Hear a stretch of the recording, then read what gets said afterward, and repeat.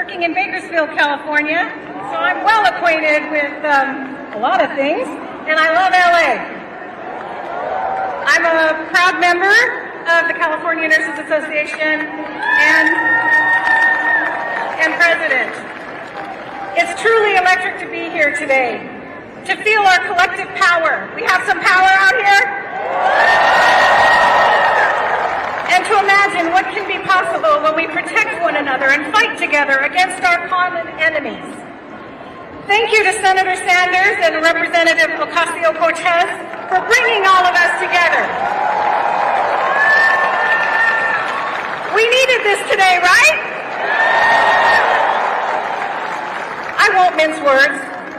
As an OR nurse, sometimes I just say it like it is. We're in the fight of a lifetime against the corporate takeover of Medicaid, Social Security, and the Veterans Administration. These are programs that have allowed hundreds of millions of Americans, going back multiple generations, to receive the housing, medical treatment, and social support required to live a life of dignity and stability. The funding and resources these programs bring to local communities like ours allow nurses like me and the ones behind me the care we know our patients deserve.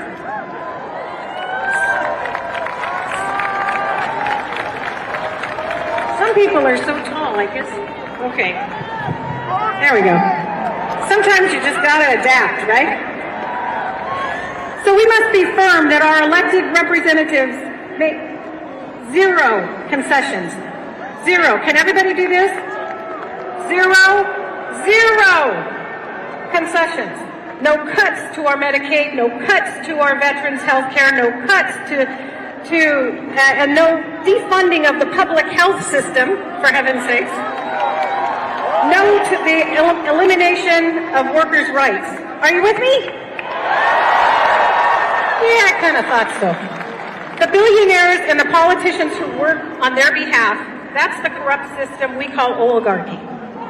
I didn't even know that word until a few years ago, until some gray-haired man started talking about it. They say people should be responsible for themselves.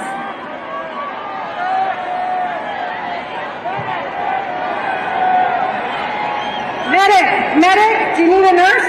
Uh-oh. So somebody has fainted in the crowd, and everybody's pointing to where this person is fainted, and they're going to get a medic. Is there a medic? In the meantime, our nurses will go. So as this going on, welcome to our live stream. This is Tina-Desiree Berg reporting for Status Coup. I'll cut off some of the speech. Let me check. At the Bernie Sanders AOC rally, what's happening right now is actually two people I see from the riser have fainted. It's quite warm. We have a very large crowd here. I would say minimum 15,000, probably more. So some of the nurses that are on the stage have now gotten off the stage, and they are walking towards where one of the individuals have fainted. So they were calling for a medic, and they had the nurses up there. The nurses got down, and they're getting cheered right now because they are helping them. Maybe we can show some of this. I don't know. It's hard to see in this big crowd. So later on in the afternoon, we'll be hearing many of speeches. Obviously, Bernie Sanders and AOC. Neil Young is set to perform. I actually once saw Neil Young at the Hollywood Bowl probably 15 years ago. Obviously, he is a very lefty patriotic guy, so it'll be interesting to hear what he has to say as well. One of the themes that we're hearing, though, is that working class rights are what are going to unify everybody on the left to fight the fascism, to fight the oligarchy. There are a lot of unions here that are represented today. We have SEIU. We have several local entertainment unions. We have the Hotel Rights Workers Union, United 11, SAG-AFTRA. So there's a lot of union present here today participating in this rally. So I think that it's a key point to recognize that that is one area in which everybody can agree, even if they have different opinions, maybe on Israel-Palestine, a different opinion on, other things, immigration, whatnot. Everybody is affected by workers' rights. So I think that that is what a lot of these politicians are deciding to sort of rally around. So we got a photographer on the stage who's want to get everybody's hands up in the air.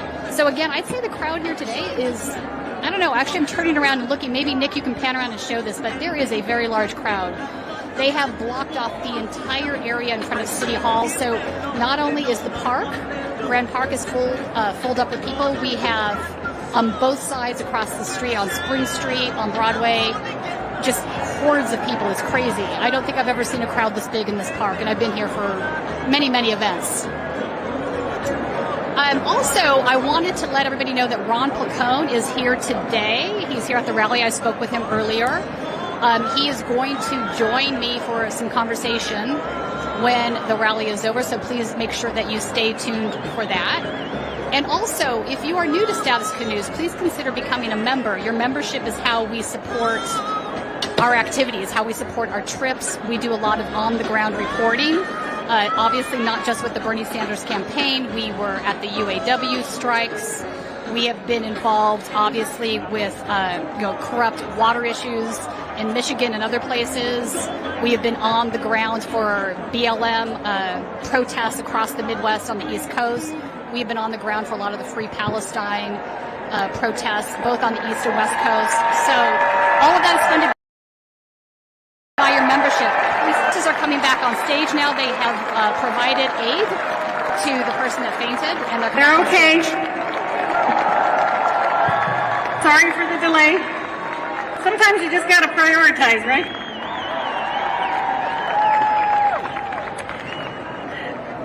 So, the billionaire corporations, they feel people should take care of themselves. But we're here to say that's not true, and that's just a prime example of why we shouldn't ignore. When you work in our broken healthcare system, as I have for nearly 3 decades, you see all the ways in which our patients and our communities are sold out. I jogged. Sorry, I'm a little out of breath. I do walk 5 miles a day.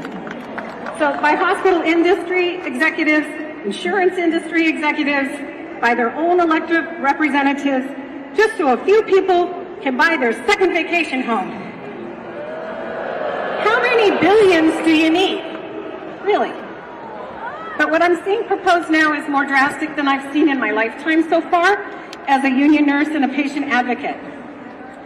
They want to take the virus of capitalism, and yeah, it's a virus, and fully unleash it into our public health care programs and onto all of us. Is that right? This is truly a fight to save people's lives. Unless you're among the privileged few, care and compassion and healing will be put on the back burner. Corners will be cut to make a quick buck. Human-to-human care will be replaced with the false promises of AI and surveillance technology to boost shareholder profits, rather than the touch and the kindness and the critical thinking of nurses like us. Unfortunately, they're closer than ever to making their dreams come true. However, they've forgotten who's standing in their way. All of us. Yes, all of us. It's our turn to take the reins back and define the world we want to live in. That's why, as union nurses, we have long fought for Medicare for all and a society that prioritizes care and compassion, because we know that health care is a human right. There will be the chorus of naysayers who will stand up for capitalism in industry and against the necessary structural change our country needs. So, let me wrap up by giving you some words of advice from union nurses who know their way going up against greedy hospital corporations. When we go to the bargaining table, we don't just ask for crumbs or even a slice of bread. We demand the whole loaf. And why do we do that? Because we're here to look out for all of you. And it takes a loaf to feed a family, not a crumb. Because we know that billionaires are made on the backs of thousands of underpaid and overworked people who are systematically denied union rights. Never forget those billions do not belong to them. So, we stick to our demands with resolve, moral clarity, and unity, and we fight visibly and loudly and don't compromise on the safety of our patients. We remember that there are more nurses and patients and community members like all of you than there are of them. We practice solidarity and stay focused on our values of care and compassion, and that's why, time and time again, union nurses in LA and across California win record-breaking contracts that improve not just our working conditions, but the patient care conditions. So, to wrap up, to everyone here, we can do this. We can win this fight. We can stop these attacks, because when our communities are under attack, what do? Stand up, fight back. When our communities are under attack, what do? That's absolutely right. So, thank you for having the patience for our nurses. Did you get that little play on words? And now, it is my pleasure to introduce NUHW. Thank you.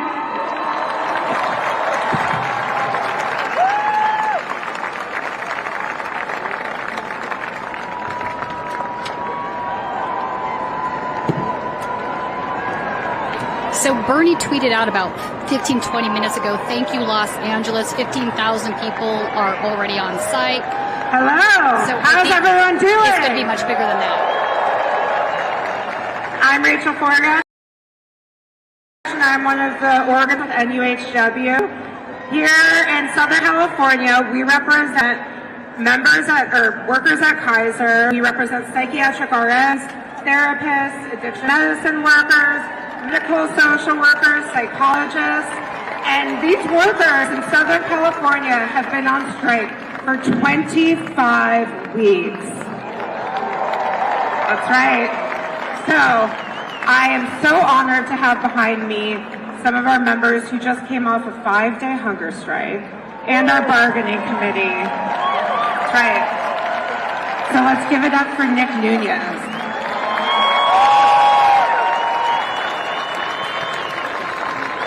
What a beautiful day to be alive, am I right?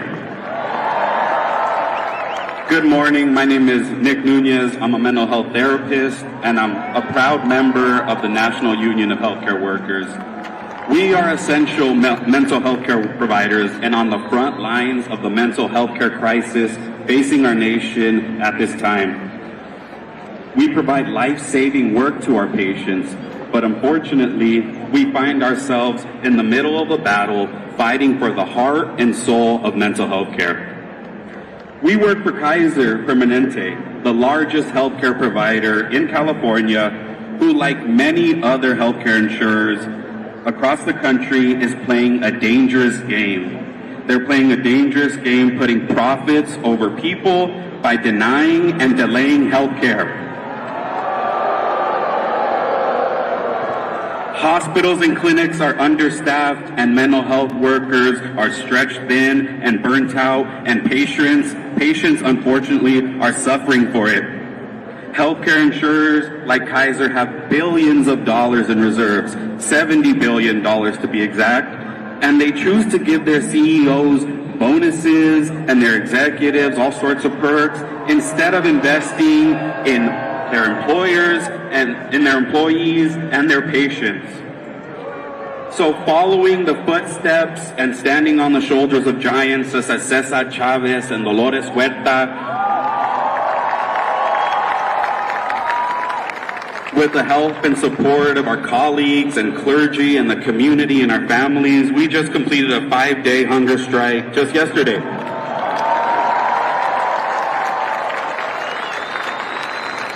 We took that drastic stand to bring awareness to Kaiser's broken mental health care system.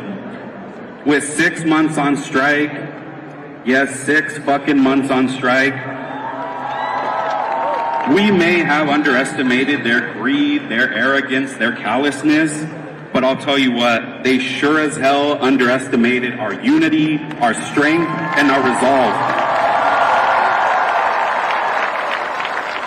We all deserve to get quality mental health care. It's a human right. Am I right? Is mental health a human right? And to be treated with compassion, respect, dignity.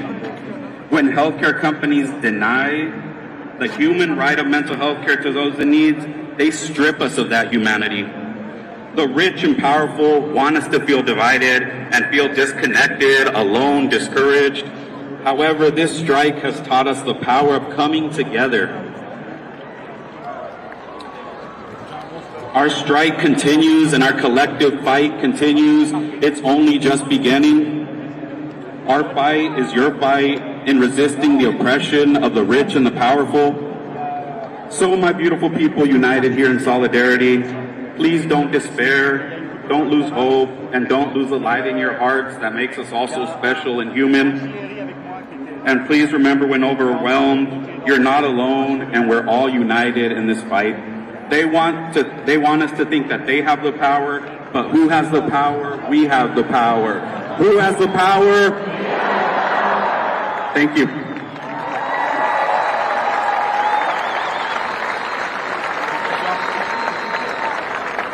Hello, LA! Woo! My name is Cassandra Gutierrez-Thompson, and I'm a licensed clinical social worker. Woo! And I'm a proud member of the National Union of Healthcare Workers at UHW. For almost 6 months, we've been on strike against Kaiser Permanente, not just for ourselves, but for our patients. Kaiser is a $100 billion corporation that is denying people access to mental health care, the care they need and the care they deserve. In fact, yesterday, we officially became the longest mental health strike in U.S. history. That is not an award we are proud to get, but I am proud that we are still out here. In fact, Kaiser is the perpetrator of the 3 longest mental health strikes in U.S. history. You do the math. It is Kaiser's choice that we are still here. Kaiser hires just 1 therapist for every 3,000 patients in Southern California. Right? Patients are waiting weeks, even months. That is not care. That is corporate negligence. That is corporate greed, and that is dangerous. So let me ask you, how many of you or someone you love has struggled to get mental health services at Kaiser? Raise your hand. Yes, I'm so sorry to see all these hands raised, but that is why we are still on strike. We are demanding more time to provide ethical care, more time to do the work that matters so we can truly heal our patients. We're demanding timely appointments that meet state laws and clinical standards, and an equitable contract that respects its workers and protects patients.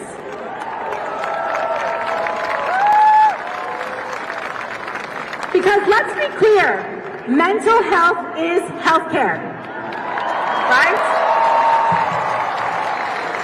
And no one should suffer while a giant corporation hoards billions. And if you yourself have been harmed by Kaiser Mental Health Services, we want to hear your story. Kaiser might not want you, but we do. Please go to kaiserdon'tdeny.org and share your story with us. Because from the picket line to this stage, this fight is about care that puts people before profits and the power of a union that refuses to give up. And so, now say it with me like we do on the picket line. When we fight, we win. When we fight, when we fight, thank you. NUHW strong.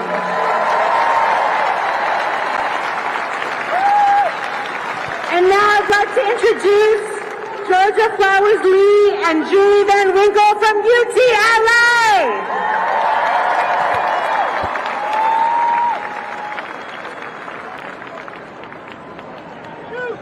So UTLA is the United Teachers Union, United Teachers Los Angeles. Also, welcome new Status Coup members Sarah and Zachary. Thank you guys so much for joining. Your support helps us on the ground reporting. My name is Georgia Flowers Lee. I'm the NEA Vice President for United Teachers Los Angeles. And a special ed teacher who has taught at the same small elementary school in LA Unified for 23 years. Over those years, I've watched as the families my school served were pushed out of the neighborhood by the skyrocketing cost of housing. I've watched the flow of students crossing the main street go from a flood to a trickle. I've said goodbye to families who had lived in the neighborhood for 2 or 3 generations but could no longer afford the rent. I've watched as corporate interests bought up rental properties, tore them down, and erected condos and townhouses priced far out of the reach of our families. And I am pissed. And my name is Julie Van Winkle. I'm an 8th grade math teacher and the AFT Vice President for UTLA.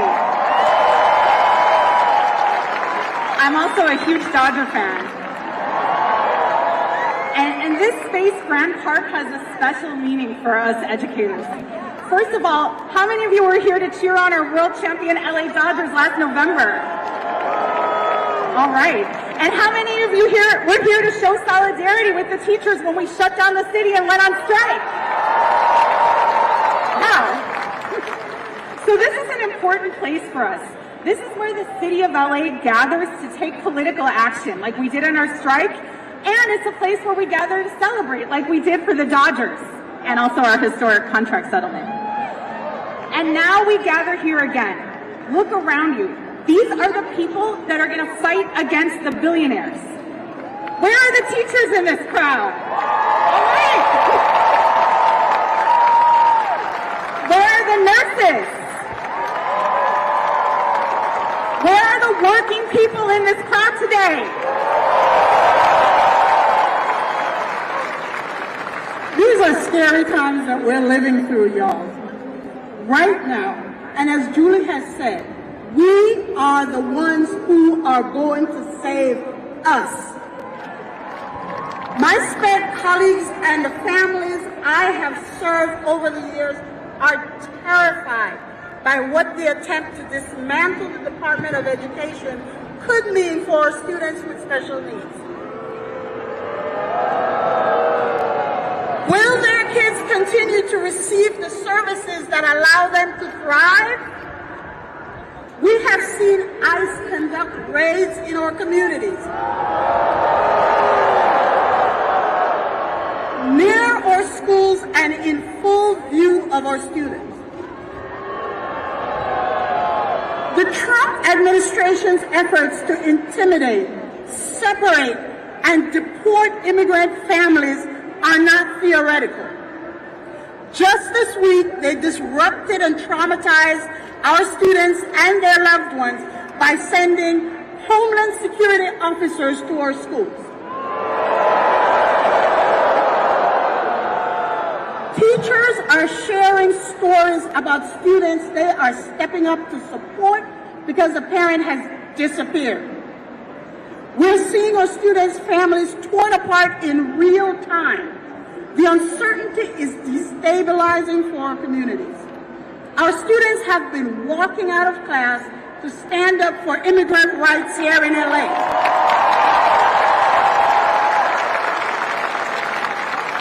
They have been organizing to push the district to continue to support programs that repair harm, like the Black Student Achievement Plan. And they are doing this despite threats from Washington. We're learning from our students. We cannot passively comply with the Trump agenda. As a teacher, I recognize what Trump and his oligarch buddies are.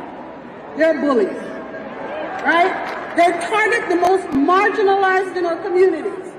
They target undocumented folks, students who have the courage to protest, and our neediest students.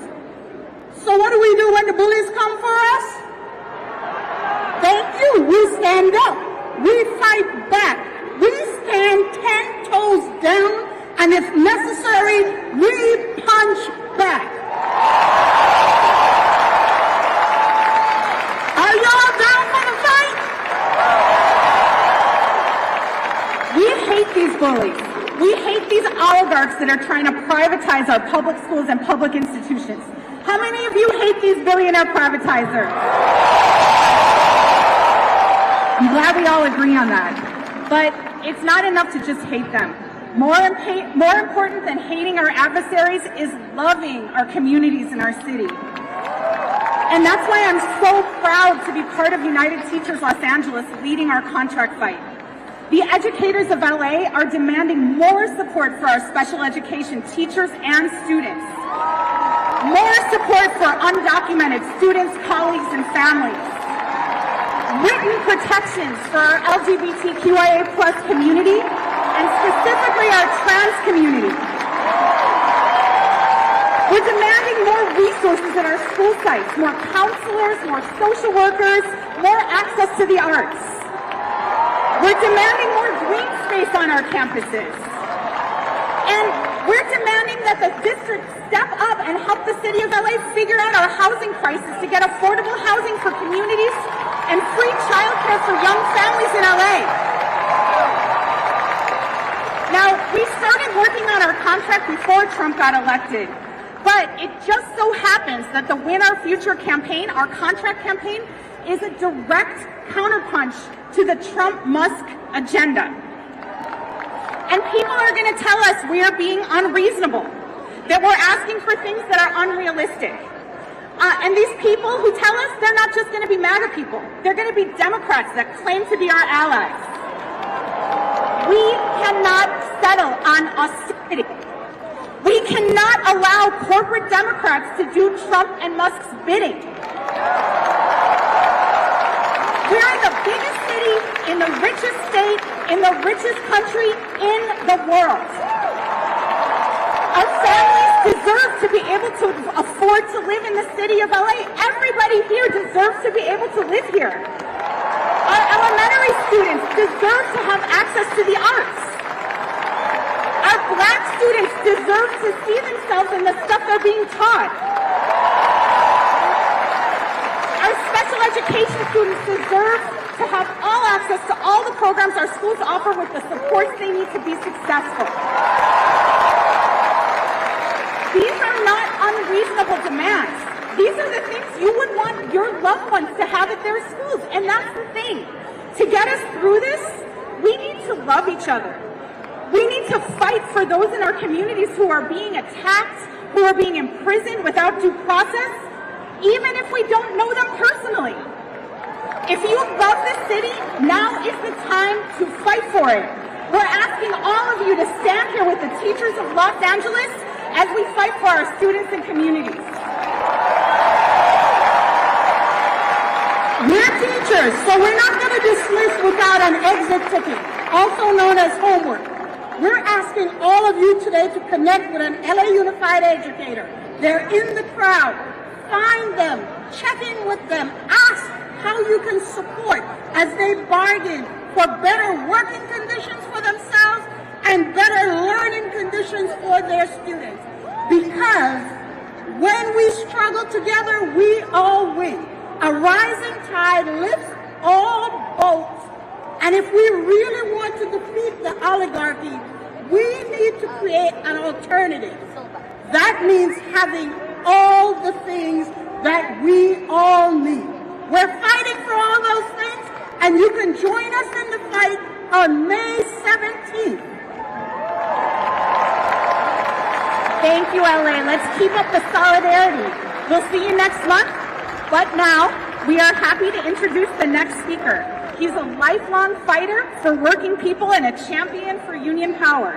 Now, as the elected director for UAW's West Coast region, he's leading the change for justice, dignity, and a better future for every worker. Please welcome Mike Miller.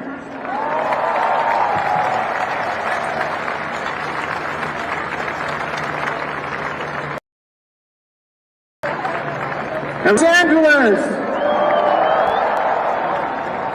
You all are looking fantastic today. Are you ready to fight? The UAW represents tens of thousands of workers in California across all sectors of the economy, from auto to aerospace to state scientists and university staff, researchers and teaching assistants. We work all across this great economy, and we're fed up and ready to fight. That's right. We're ready to fight to take back our country, take back our economy, take back our communities, and take back our workplaces from the reactionaries and billionaires in power.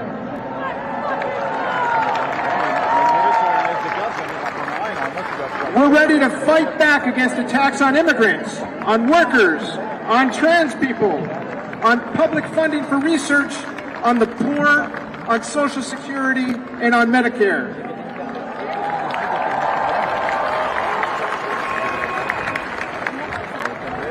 We're ready to fight to stop the billionaire class from looting the National Institutes of Health and all other public programs to pay for tax cuts for billionaires.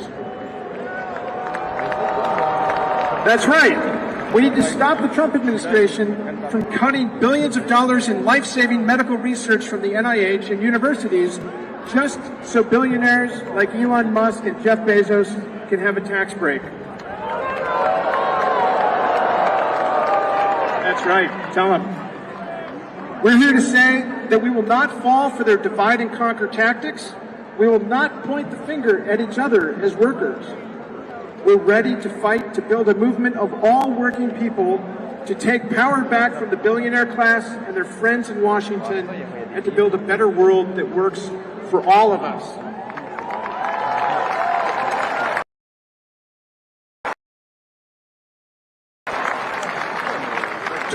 We have two asks for you. First, if you haven't yet, form a union. This is the best way to fight against the billionaire class and their reactionary buddies. Join newly formed UAW unions at CalArts, at USC, and at the University of California in forming a union where you work.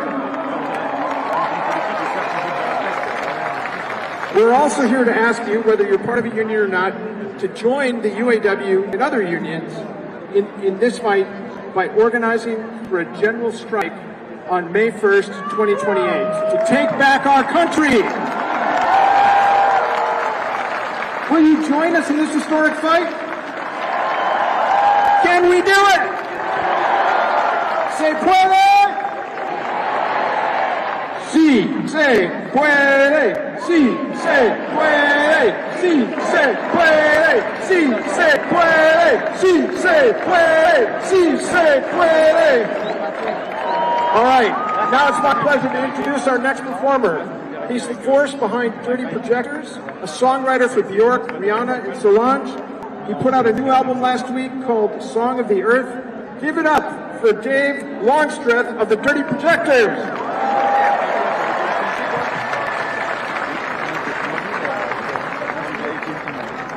Hey, Los Angeles.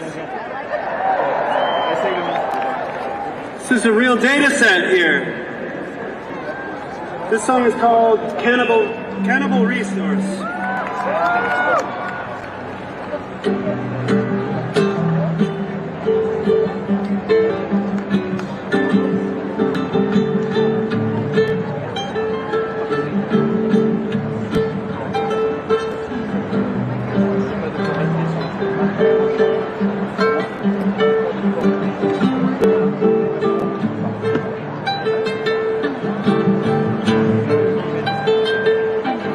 Look around.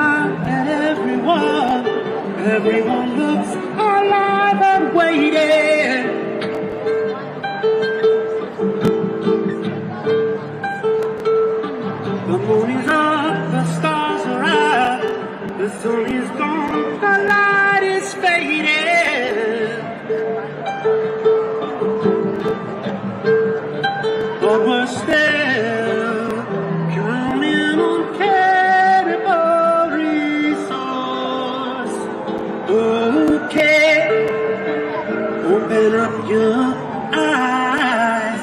I think you're more than a terrified witness behind the arbitrary line.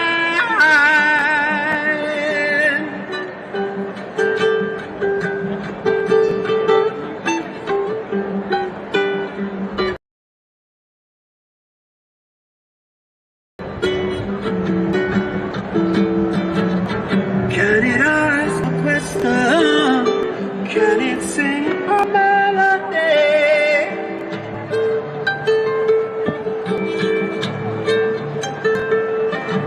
Can it be interpreted?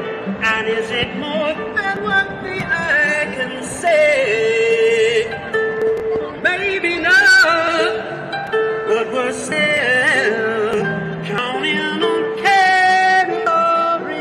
So, okay, open up your eyes.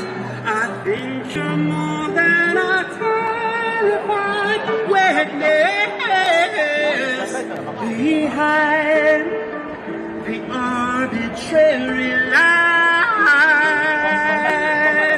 I'm crying. I'm crying.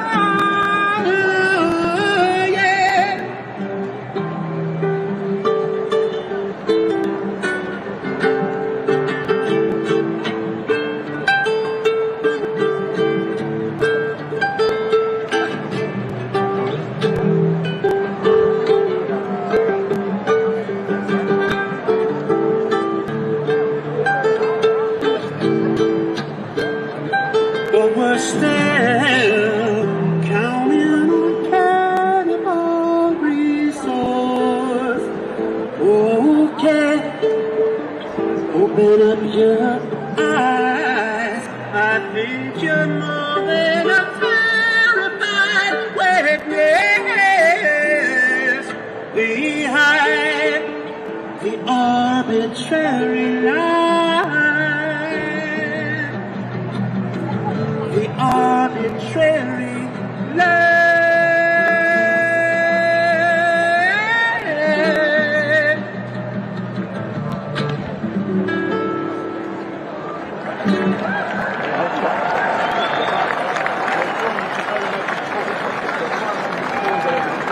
Thank you.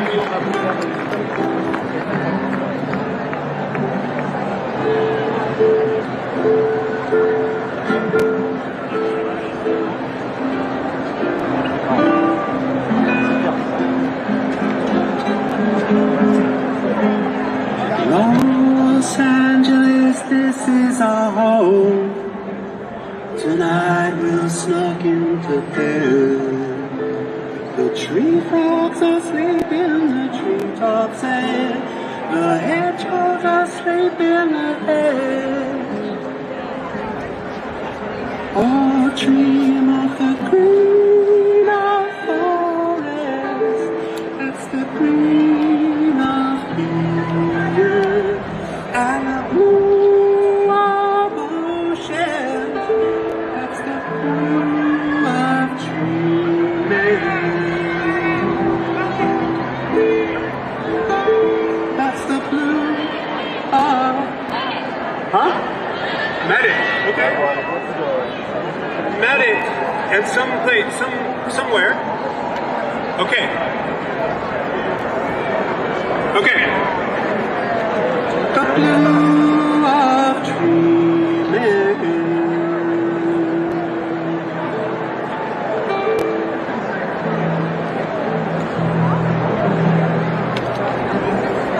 Now the night stretches out over the city of sleep.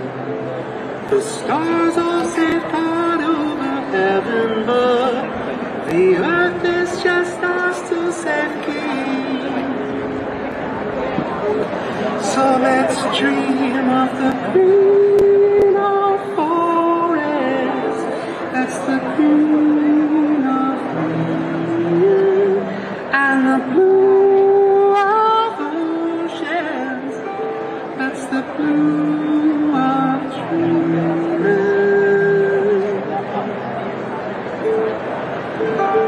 That's the blue of dreaming. That's the blue of dreaming.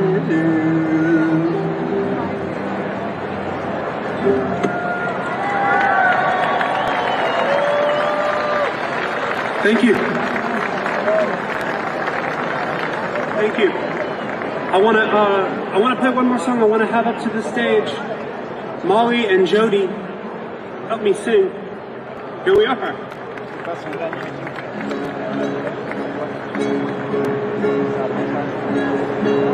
Yes, Mike. Working? Great. All right, this is an old Black Flag song.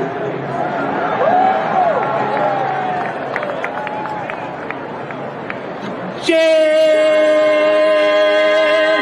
cowards try to control. They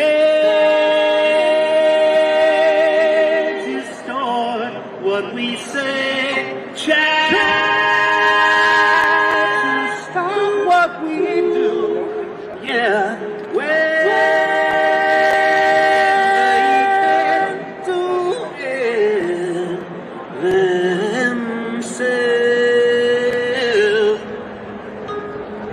We are tired of your abuse.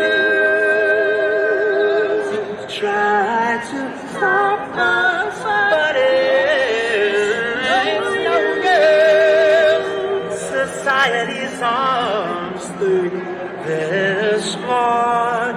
I find satisfaction in what they're lacking, 'cause we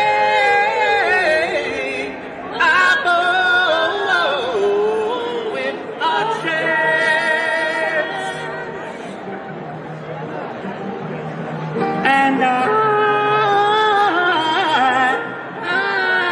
gonna have my chance. Whoa, rise above.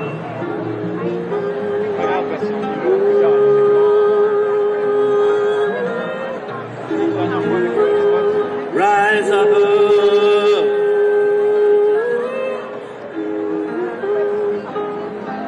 Rise above. Rise above. Rise above. Rise above. Rise above.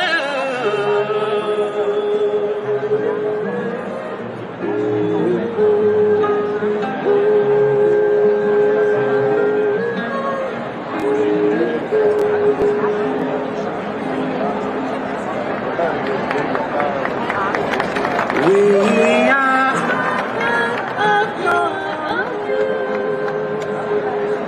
try to stop us, but it's no use. Society's sons think they're smart. I find satisfaction in what they're lacking, 'cause we are born with a chance.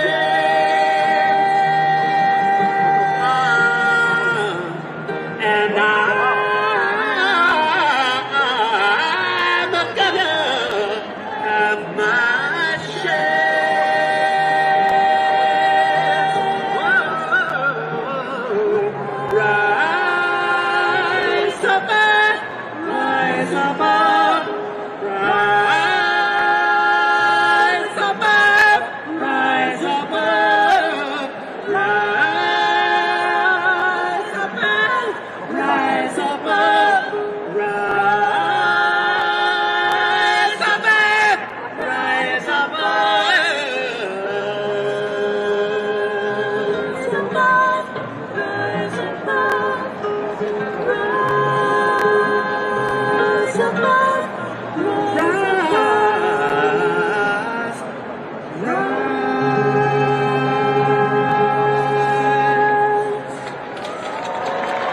on a second, Jake. Thanks so much. Los Angeles, you're beautiful.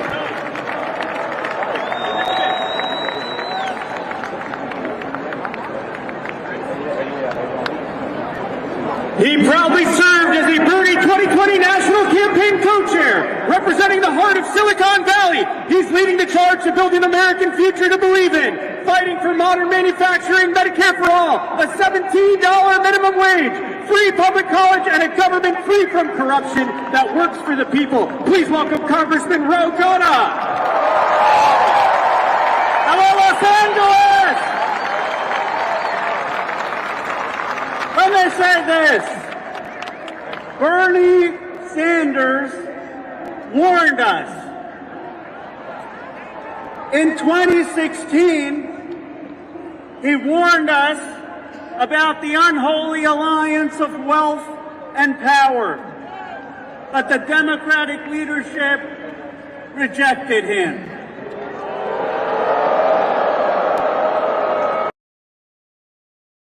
Then, in 2020, he warned us again about money in politics.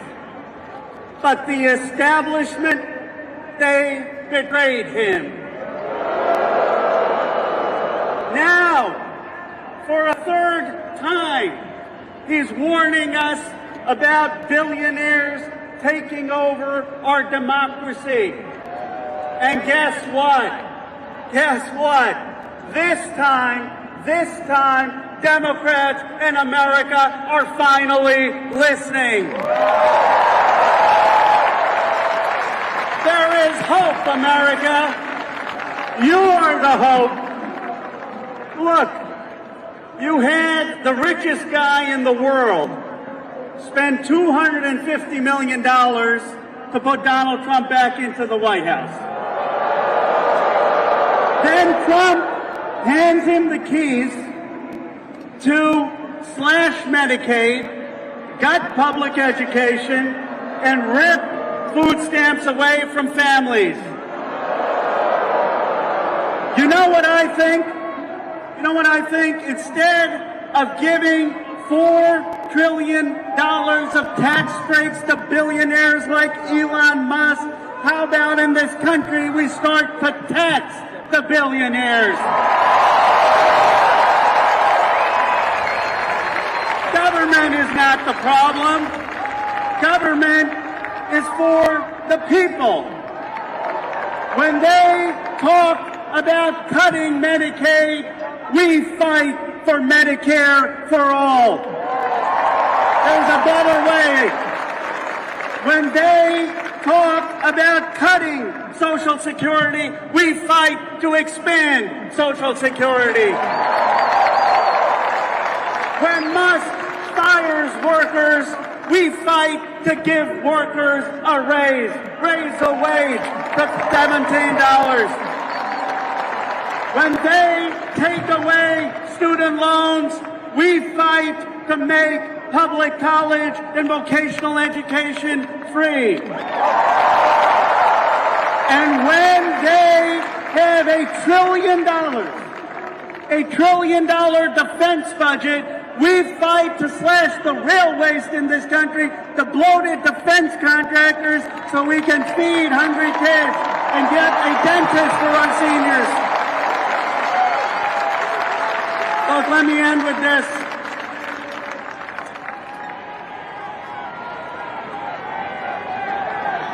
I was proud. I was proud to co-chair Bernie's campaign in 2020. And some people said, oh, it was a campaign of anger, but to me it was always a campaign of hope. It was a campaign about a better way for America, about America's promise. And I'll say this, today, seeing thousands of you gathered here and thousands more rising up in every town and every city in America, I have never been more hopeful about our country. Hopeful that enraged and caring citizens will usher in a new progressive era, hopeful that together we will build a beautiful multiracial democracy for dignity and respect for everyone. Let us fulfill Bernie's dream and build that America. My friends, I'm now so honored that I get to introduce, and I'm not exaggerating, I've been in Congress 9 years, I've seen a lot. I get to introduce the greatest progressive leader in the House of Representatives. Let me tell you something. Bernie Sanders has a Medicare for All bill in the Senate. This leader has a Medicare for All bill in the House of Representatives. When other people were ducking for cover and not raising their voice against deportations, this leader spoke out for immigrant rights as human rights. When people did not have the courage to speak out for the human rights of Palestinians, this leader spoke out with courage for the human rights of people in Palestine. All of the progressive legislation we got under Joe Biden because of the campaign of Bernie Sanders, all of it happened because she was the leader of the Congressional Progressive Caucus. The greatest CPC chair, the greatest leader we have of progressives in the House of Representatives, Camilla Campbell.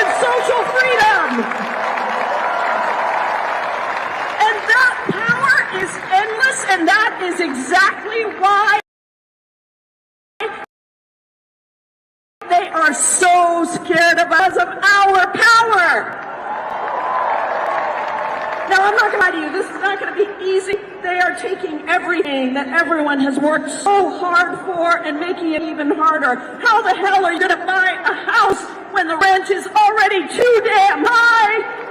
And Donald Trump is hiking up the prices of lumber and drywall. How the hell are you going to afford groceries when the prices of eggs and fruits and vegetables just keep going up and corporations keep price gouging?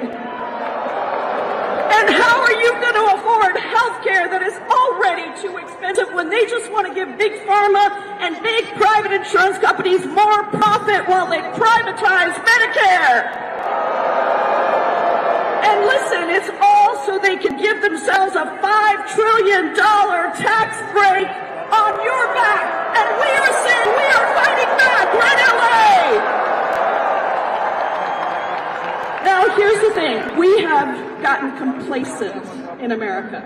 I think we have believed that our democracy was going to survive and we wouldn't have to do much to protect it.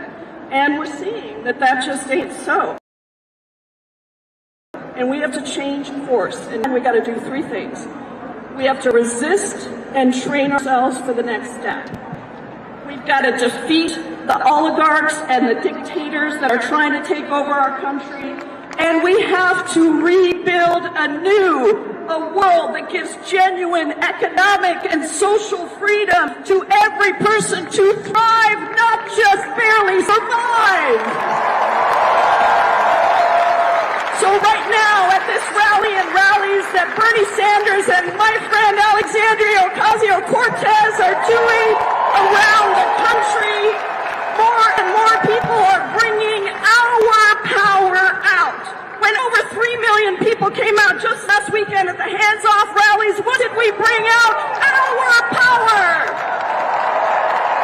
And at the many actions to stand up for Mahmoud Khalil and Kilmar Abrego Garcia, and the trans people and immigrant kids right here in LA Unified School District who were detained by ICE, who were being terrorized. LA people across the country stood up. Our power. Now, in addition to the rallies, we got to train and educate ourselves actively for what's coming. We need to learn tools. We need to learn tactics from powerful movements across the world. And that's why I launched the Resistance Lab trainings. We have had over 20,000 people in 3 weeks sign up. There's one tomorrow morning, 10 o'clock to 12 o'clock. You can sign up at promoteforcongress.com because we need to get ready. We need to get strike ready. We need to get street ready. We need to get ready to take down these dictators and oligarchs. Take down the people who are destroying our unions and our institutions, selling off our public goods and resources to the highest bidder, and stripping us of our Social Security, Medicare, and Medicaid. And when we do that, that's when we rebuild the world we know is possible, where every single one of us, white, black, and brown, every race, every class across America, gets to just live a decent life, where we have a roof over our head, food on the table, education for our kids, and dignity with Social Security when we retire. That is all we are demanding. That's exactly why Bernie Sanders and I are introducing again the Medicare for All bill in just a couple of weeks. Now, if you all are ready for that vision of the world that we are building anew, then I want you to take the hands of the people next to you, raise them up in the air, and show that our coordinated resistance is stronger than their hate. That our love is greater than their greed. And that our power will eclipse their cruelty. Thank you, LA. Thank you for everything you are doing. And now, I have the great honor of introducing an absolute legend, Grammy Award winner, Rock and Roll Hall of Famer, and the person who had the moral voice of nonviolent resistance movements throughout the history of our country. Please welcome Joan Baez.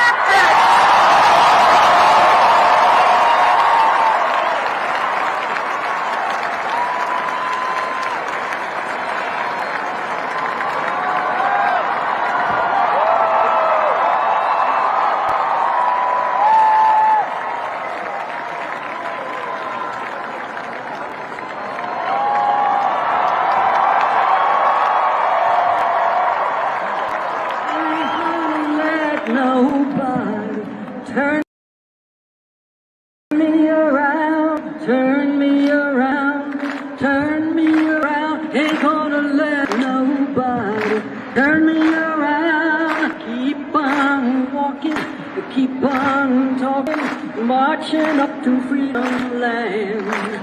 Ain't gonna let no hating bigotry turn me around and turn me around, turn me around. Ain't gonna let no hating bigotry turn me around. Keep on walking, keep on talking, marching up to freedom land.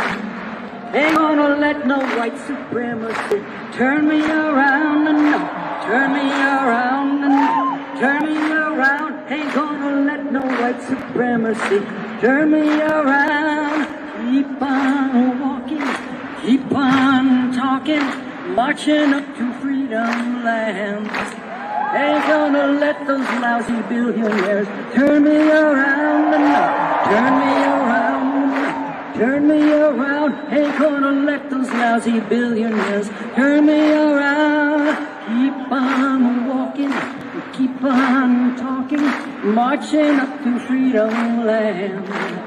Ain't gonna let nobody turn me around, turn me around, and no, turn me around. Ain't gonna let nobody turn me around. Keep on walking, keep on talking, keep on singing, keep on swinging, marching up to freedom land.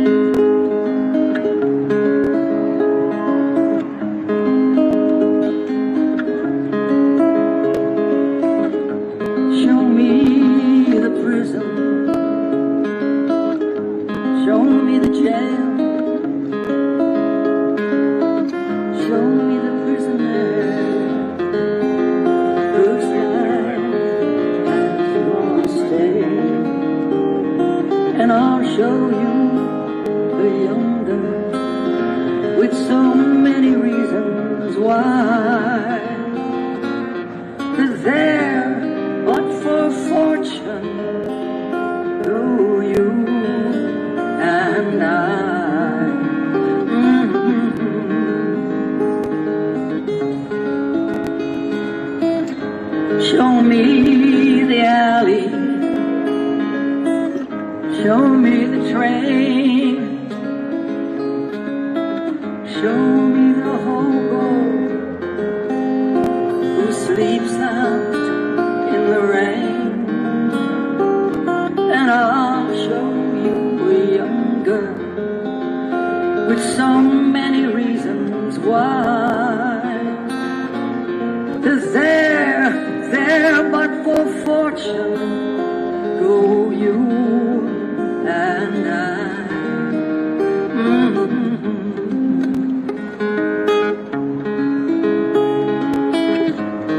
Show me the whiskey stains on the floor. Show me the drunkard as he stumbles out the door, and I'll show you a young girl with so many reasons why. There but for fortune go you and I.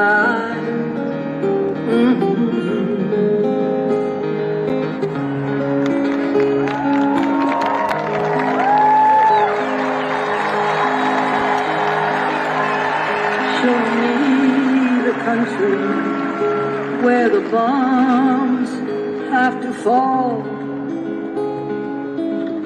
Show me the ruins of those buildings once so tall, and I'll show you a young land with yet so many reasons why.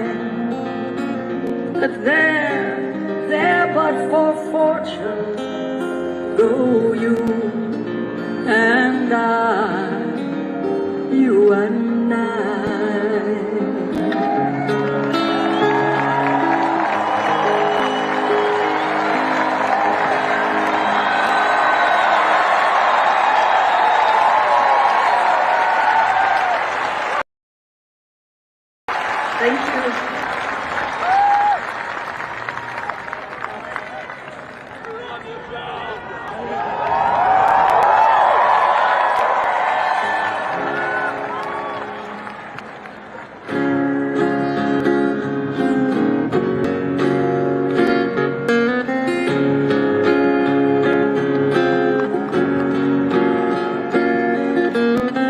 Imagine there's no heaven.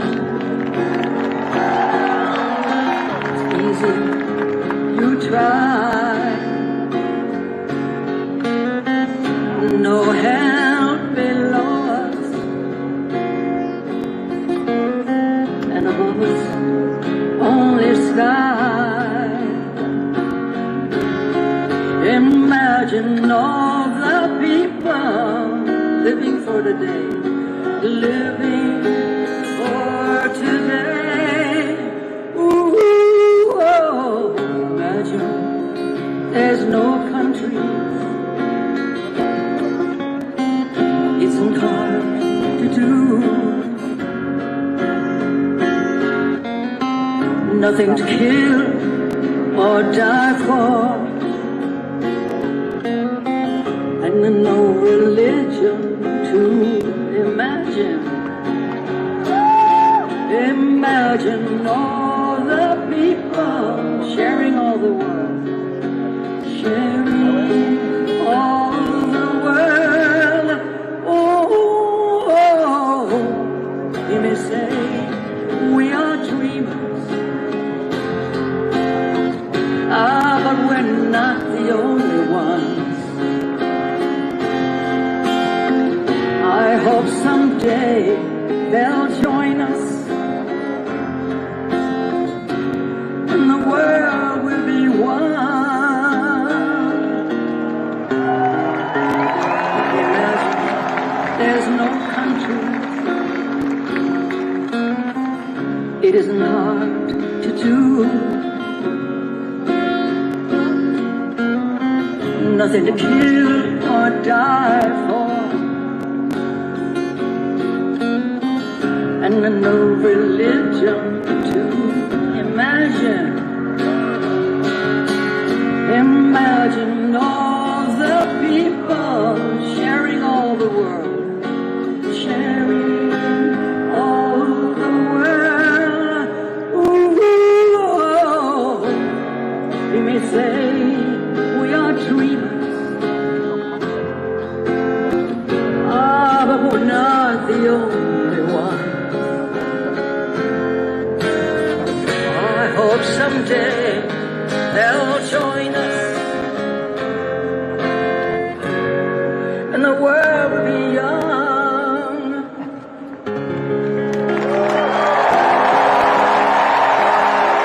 Imagine no possessions.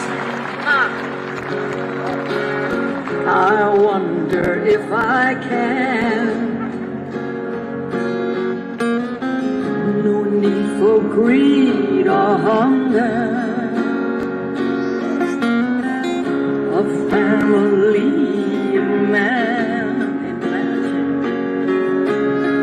Imagine all the people living life in peace, living life in peace.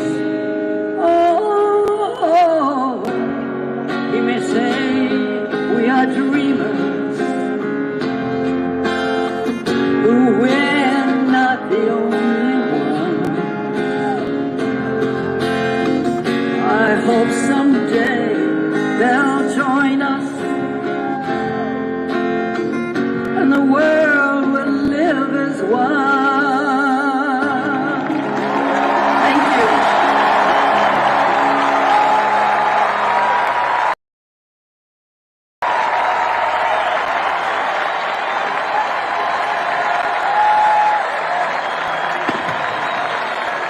Thank you.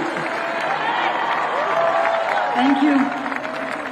And now I'm proud to introduce the first woman of color, the first person of color to ever be the president of the California Labor Association, Lorena Gonzalez.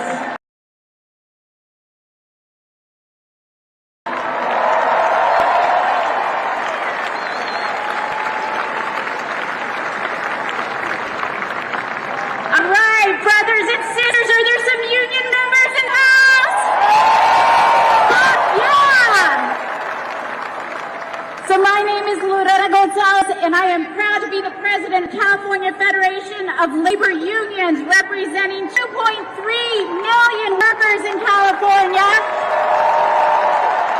who are unionized and countless more who want a fucking union. I gotta tell you, I've started by telling you, I brought 2 of my 5 kids up here today with me because what we're doing here is not just about us, it's about the next generation that deserves more than what we're giving them right now. So I gotta tell you, there's a question, a rhetorical question that we often ask in organized labor, right? It's a question. Which side are you on?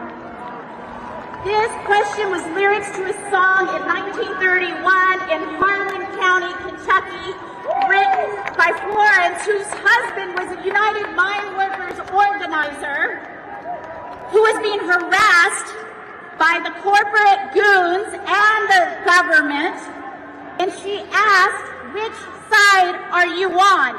And I think as appropriate as that was in 1931, that's a question that we should be asking every elected official, every candidate for office, everyone in our family, our friends, ourselves, everyone you see in America in 2025, which side are you on? And it's easy. Are you on the side of hard-working individuals, all of us, who have to scrape it together to make ends meet, to have a house over our head, to make sure we're feeding our kids? Or are you on the side of greedy corporations that continue to make profits at the expense of our labor? Which side are you on? I'm with workers. Are you on the side of the combat veteran who went and fought for our rights and came home to the promise of a good federal job? Or are you on the side of bone-spurred, chicken-hawk commander-in-chief who, without notice or reason, laid those workers off? Hell no! Are you on the side of retirees and hardworking Americans because of the economic chaos over the last few weeks saw their pension and retirement security get gutted?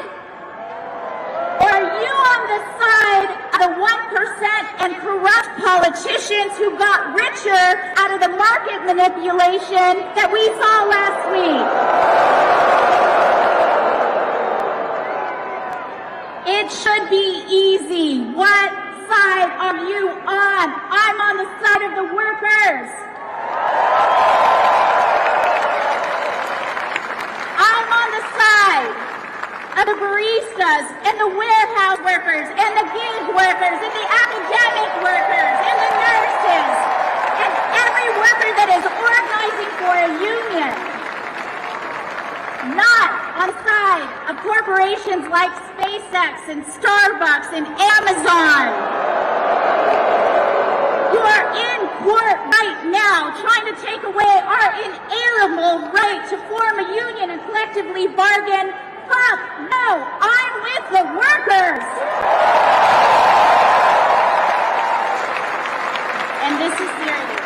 As a daughter of an immigrant, I have to ask you, are you on the side of a young sheet metal apprentice, a graduate student, a farm worker, children who've been ripped apart from their families and deported to another country without notice?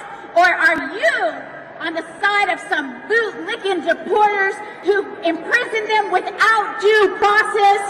Hell no! I'm with the workers. So, as much as Harlan County in 1931 seemed like a long time and a long way away, it's not that different from America in 2025. And so when you're asked, What side are you on? We have a simple answer in organized labor as well. When they come for us, when they investigate us, when they threaten us and harass us, we say, I'm not afraid, I'm sticking with the union. Fuck yeah! All right, so I could not leave without my favorite chant. This is going to take a lot of fighting, all of us together, collectively fighting what is happening in Washington now. Because when we fight, we win. When we fight, we win. When we fight, we win. Let's go fucking fight!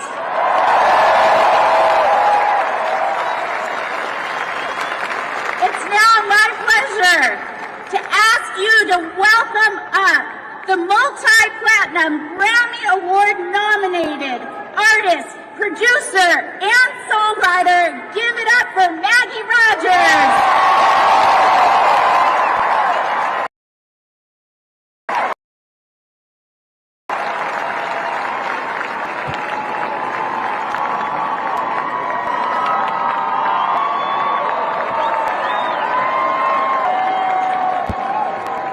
What's going on, Los Angeles?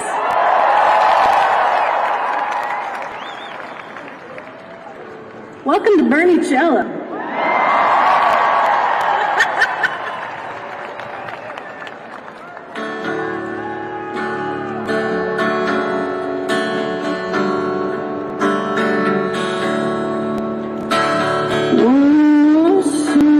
I'll sing a song and make it a song for peace. Rolling on, may carry on, may we do so decently. Lands are shaking, palms are sweating, thinking about the state of the world. When we're riding all together, it's a different kind of world.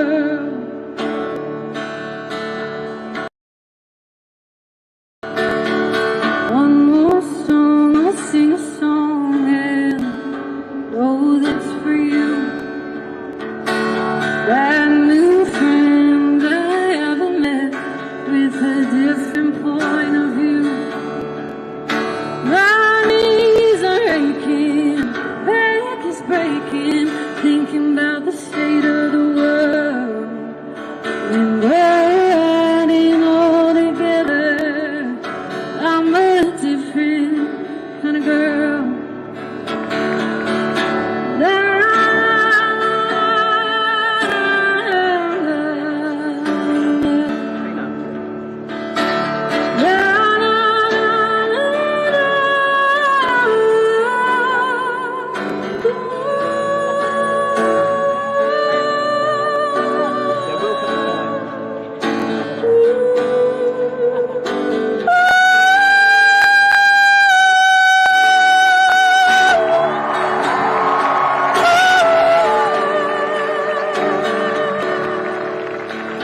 When we're riding all together, it's a different kind of world.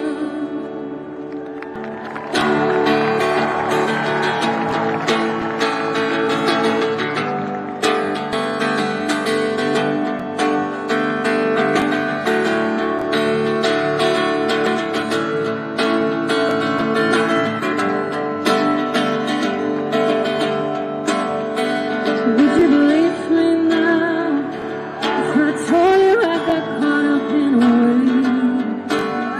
Thought I was gonna break. Would you hear me out if I told you I was there in 5 days? That I was gonna break. Oh, I couldn't stop it, got to figure it out. Crying in the bathroom, the noise got too loud with everyone around me saying you should be so happy now.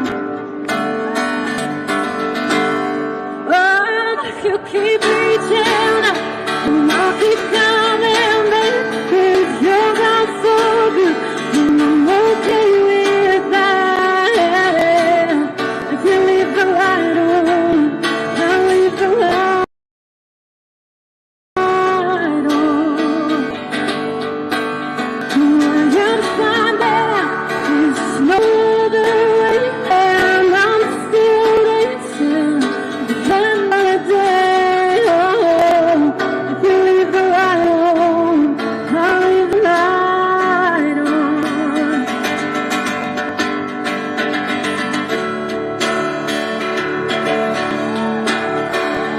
to believe me now that I always had the best intentions, babe. Always wanted to stay. Can you feel me now? I'm gonna blow in so many ways. Oh, I'll never change. Oh, I couldn't stop it. I could figure it out, but everything kept moving. The noise got too loud with everyone around me saying, you should be so happy now. Oh, if you keep reaching, and I'll keep coming, but if you're not falling, then I'm okay with that. I'll leave the light on, I'll leave the light on.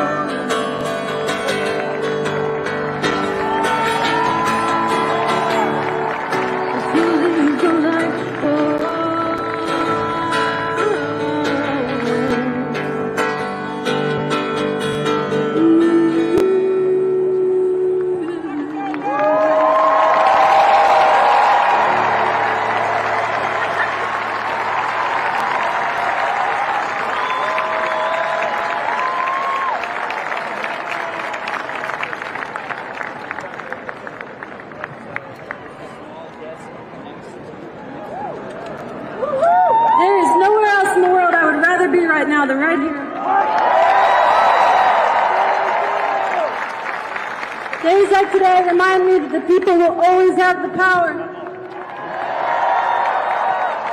And I'm so inspired to stand with you today for a future that includes everybody.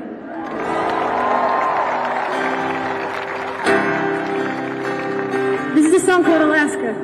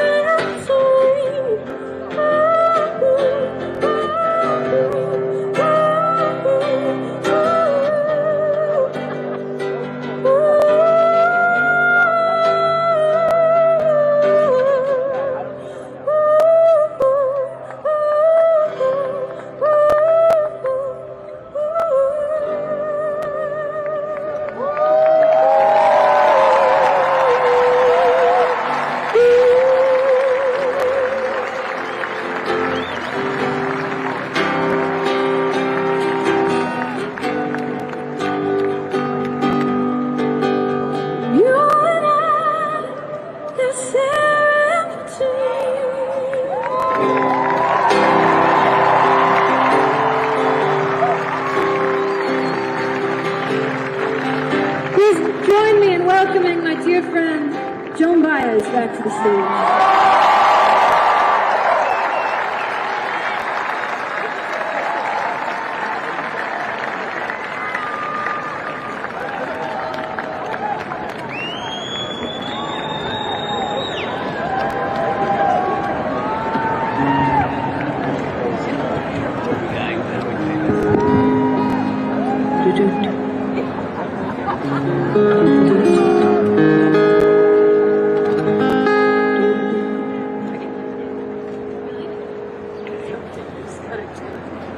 Can you hear me?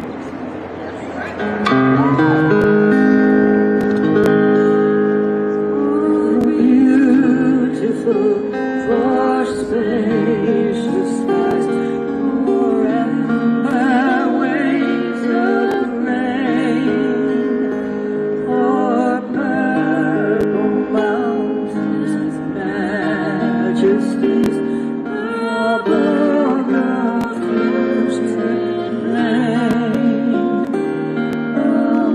America, America, God shed His grace on me, and crown Thy good with brotherhood from sea to shining sea, and crown Thy good with sisterhood from sea to shining sea.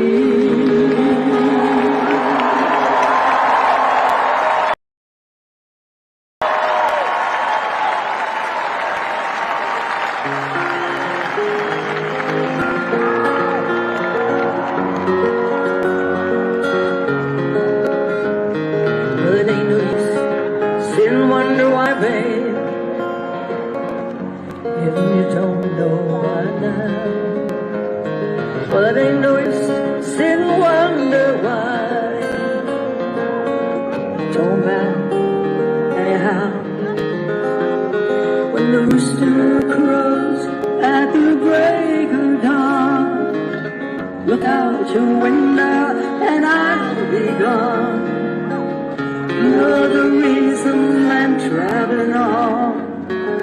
Don't think twice, it's alright. But there ain't no use in trying to late. Right under the moon. There ain't no use in turning on your light. I'm on the dark side of the road. I'm wishing something all the way down the road. I once loved a boy, he was a child, I'm told. I'll give him my heart, but he won my soul. Don't think twice, it's alright. Great Beast, thank you very much.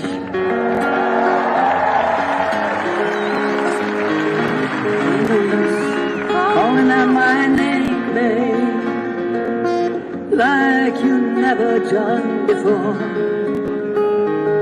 It ain't no use in calling out my name, babe. I can't see anymore. Wish there was something you could do or say, I'd make me change my mind and stay.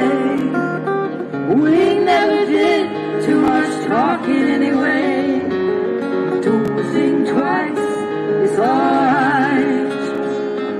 I'm walking down that long, lonesome road, where I'm bound, I can't tell. But goodbye is too good a word, babe. So I'll just say very well. I ain't saying treating me unkind. You could have done better, but I don't mind. You just kinda wasted my precious time. But don't think twice, it's alright. Don't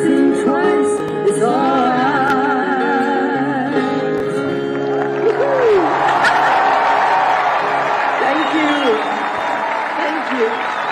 Thank you so much. With a much more meaningful goal, although I loved it, than we had at Woodstock. Thank you.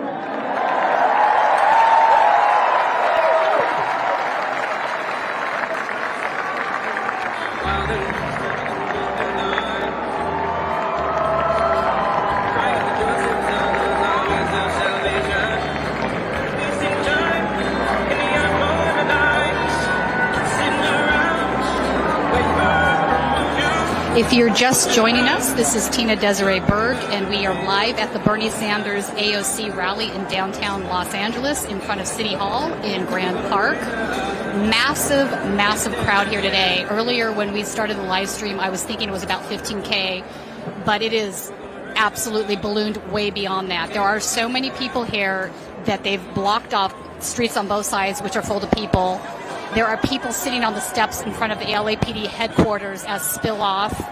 There are people filling up all the way to the top of City Hall. An insanely large crowd. As we're waiting for the headline, which would be Neil Young, AOC, and of course Bernie Sanders, I want to mention that a unified theme that we've heard today is about sort of rallying around labor as a unifying theme in which we can get everybody on board as far as fighting fascism in the country. So lots of union representatives here speaking today. Also wanted to mention, as a giant billboard for why climate change is real, we had multiple people faint in the crowd today in front of us. I would say 4 or 5 people have fainted. They do have medics here. They've been good about getting people the medical attention they need. At one point earlier in the stream, you'll see that the Nurses United were on the stage speaking, but they left the stage to go down into the crowd and give medical attention to somebody who had passed out and fainted. So it's warm, but it's so crowded it's making it more intense heat. So it's about 80 degrees here, but it feels like it's 100. So I wanted to point that out as we're waiting for them to do their sound check. I'm guessing Neil Young's coming up next. Also, if you're not a member of Status Coup News, please consider becoming one. Your $5 a month is what funds all of these trips. Not only do we come out and cover Bernie Sanders traveling around the country, but we've covered the UAW strike, Cop City in Atlanta, BLM protests. You know, wherever important stuff is happening, that's where we go. But that can get expensive. In fact, I was just up in Moss Landing covering the lithium battery plant fire up there, which has continued to be a problem. So all of that stuff costs money. So it's important that we have members that support us. So if you can consider $5 a month, we'd appreciate it. It funds our programming.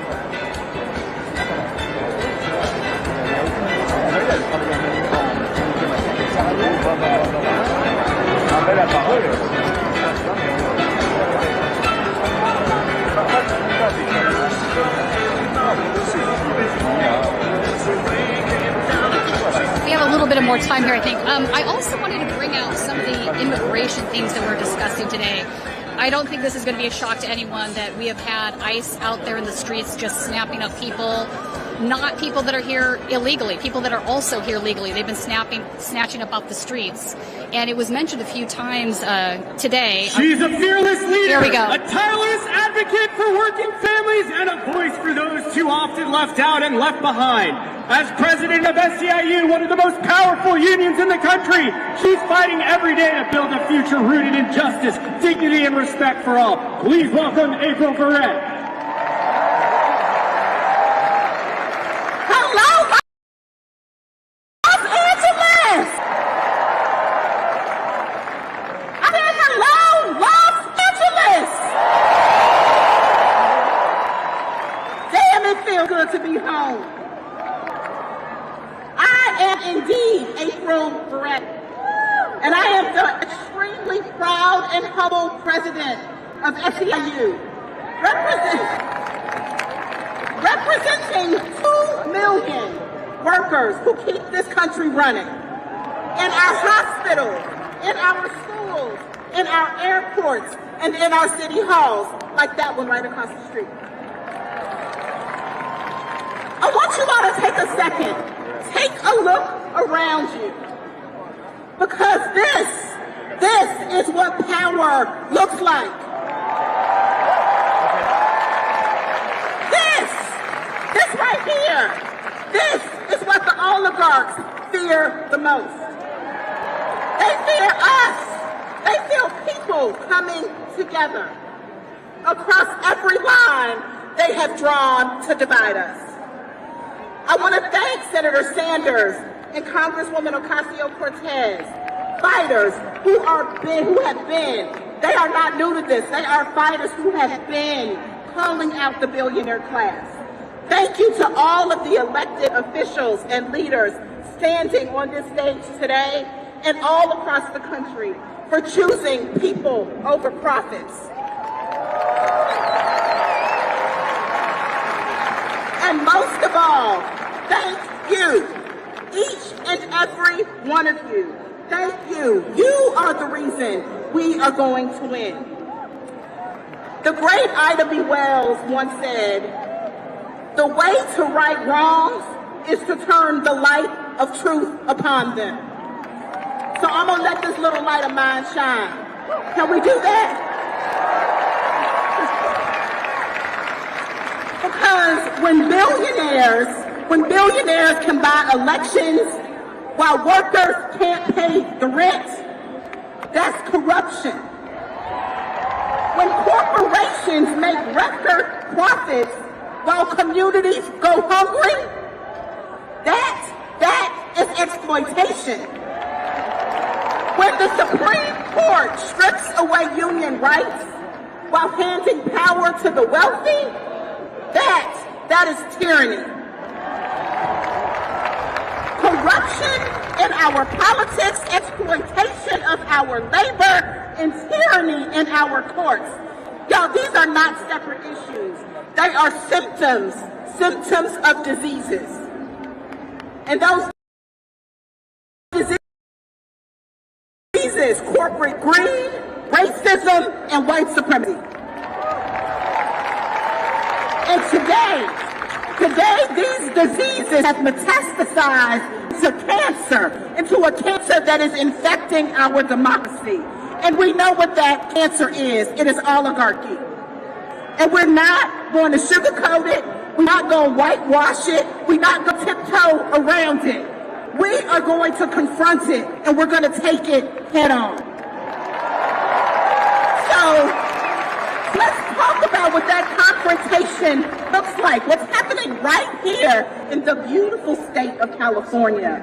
Just this week, Uber and Lyft drivers rallied in our state capitol up in Sacramento. Yeah. They are demanding their right to unionize under Assembly Bill 1340. These workers have been denied their rights and their dignity for far too long, for more than a decade. They have been kept powerless under the lie of independent contracting. You all remember Prop 22 from a few years ago? You remember that?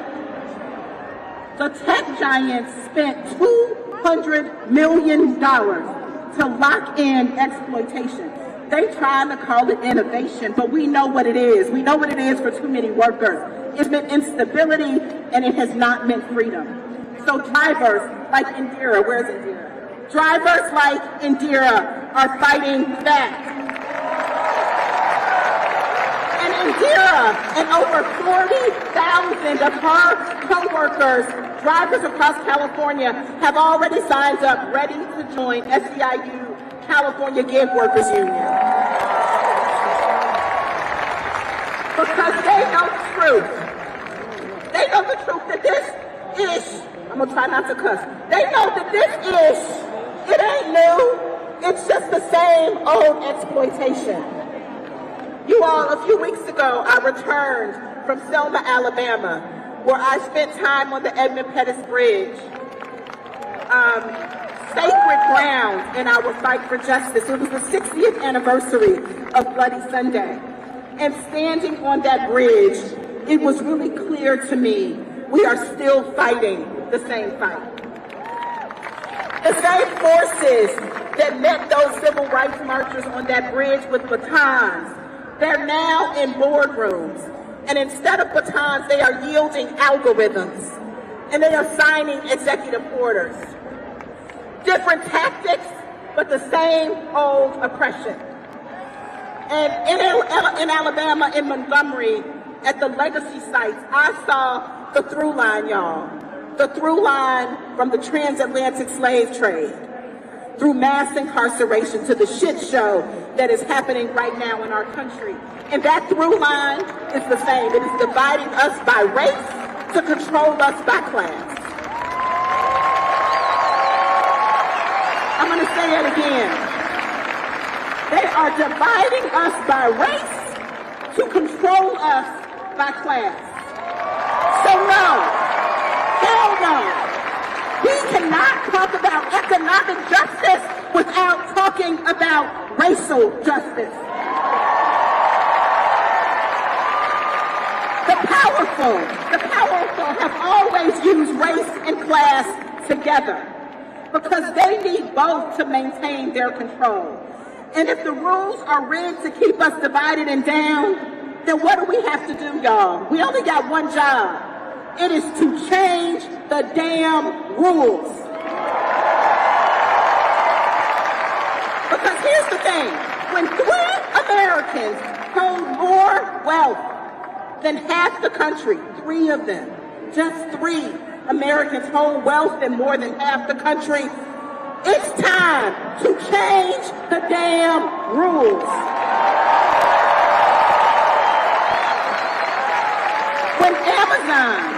When Amazon pays zero in federal taxes while warehouse workers skip meals, it's time.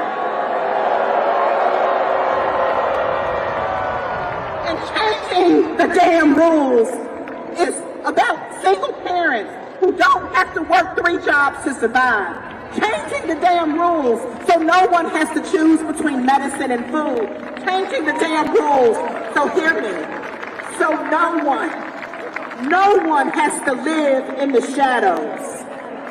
Changing the damn rules so that our democracy responds to the people and not the wealthy few. So anybody here want to roll with me? Anybody here want to get grimy with me? Anybody here want to change the damn rules with me? So here is what we're going to do. The first thing we're going to do is we're going to organize. One conversation at a time. One workplace at a time. One community at a time. Building solidarity where we've been told we have nothing in common, and they're giving me the whoop-whoop, so I'm going to make this quick. The second thing we got to do is we got to mobilize. Y'all, we got to show up. We got to keep showing up like you're doing here today. We got to vote. And we got to not just protest. We have to disrupt. We must do what we have to do because our lives depend on it. The third thing we got to do, and this is an important one, we must exercise our power. Exercise our power. Because though they try to act like we don't have it, we know that we do. We got to own the fact that we do have power. And when we use it collectively with one another, transformation happens. It happens in our workplaces, it happens in our community, it happens in our economy, and it damn sure happens in our democracy. Because when we organize, when we mobilize, when we exercise our power, the people united will never ever be defeated. I know what the cynics say. Despite it's too big, the system is too strong. They said to the Flint factory workers in the 30s that they couldn't do it. They changed the rules. They said it to sanitation workers in Memphis in the 60s, and they did it. They changed the damn rules. They told it to farm workers in Delano, and you changed the damn rules. We are going to change the damn rules. From the coal mines of West Virginia to the streets of Los Angeles, when we fight, we will win together. The oligarchs want us divided. They want us to give up. But standing here today, I know this. We are stronger than their greed. We are more powerful than their corruption and more enduring than their tyranny. Let's rise up, Los Angeles. Let's lock arms, Los Angeles. Let's change the damn rules. Let us get free and let's go get it together. I love you.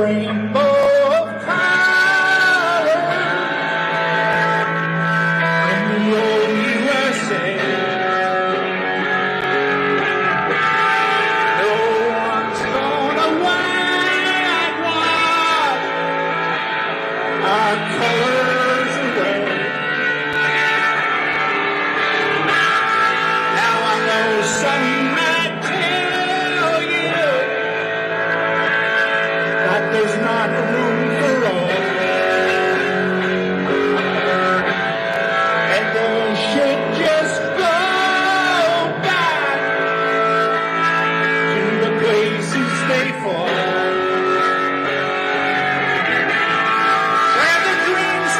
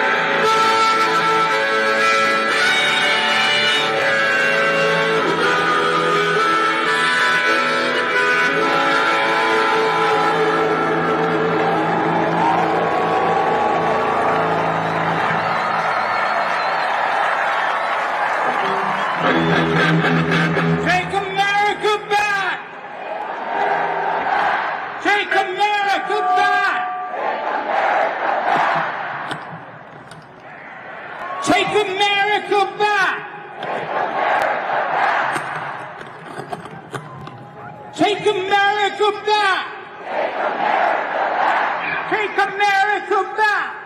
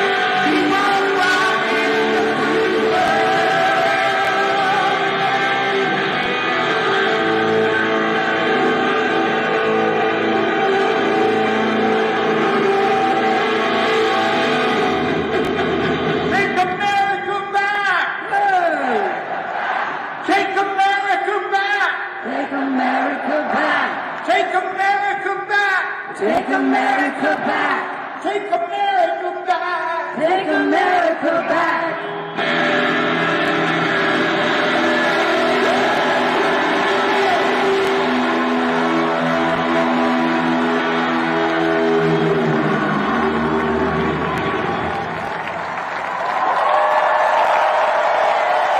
Thank you, folks. Thanks for being here. And thanks for being somewhere next weekend and the weekend after that until we get this straight. Just keep coming back, people. Right now we got OAC, Alexandria Ocasio-Cortez.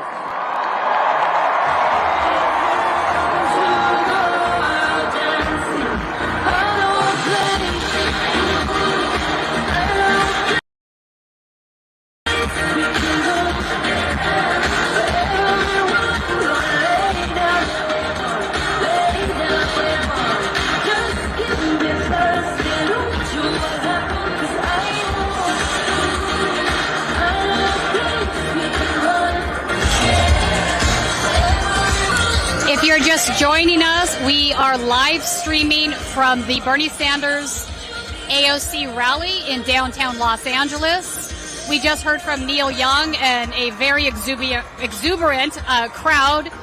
AOC is coming up next, followed by Bernie Sanders, but the crowd here is absolutely massive.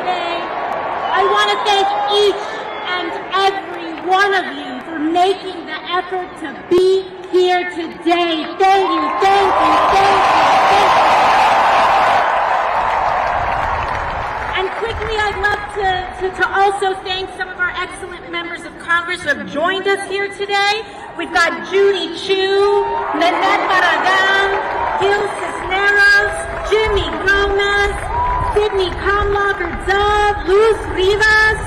Of course, you also heard from Pramila Jayapal and Ro Khanna earlier today. Thank you so much. My name is Alexandria, and some of you may know me as AOC. And from the bottom of my heart, thank you for welcoming me to Los Angeles. And also, happy Passover to all of our friends celebrating this weekend. Thank you.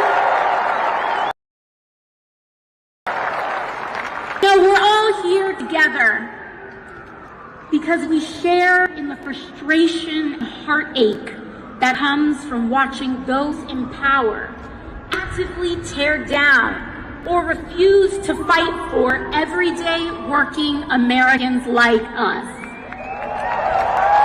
And we are here together because an extreme concentration of power, greed, and corruption is taking over this country like never before. Oligarchy in America. And we must acknowledge the terrifying moment that we are in right now. And that what we are hearing and seeing with our own eyes is, in fact, happening. We are watching our neighbors, students, and friends being fired, targeted, and disappeared. It is real. People we love are being targeted and harassed for being trans or queer. Our co-workers, U.S. citizens and immigrants alike, are being disappeared off the street by men in vans with no uniform. Educators are being fired for teaching American history accurately, and activists are being detained with no charge or evidence for using their First Amendment rights, especially when they use them for Palestinians. In fact, the Trump administration admits that it has jailed Mahmoud Khalil, a young husband and father from New York, without any evidence or charge of a crime. The Trump administration admits that they have thrown Mahmoud in a cell thousands of miles away because he attended a protest, and are detaining him for the content of his speech and nothing more. In fact, Donald Trump's detention of someone like Mahmoud Khalil for his speech is anti-American. And we demand his release, along with the release of Rumaisa Ozturk, who he is also jailing for writing an op-ed in her school paper.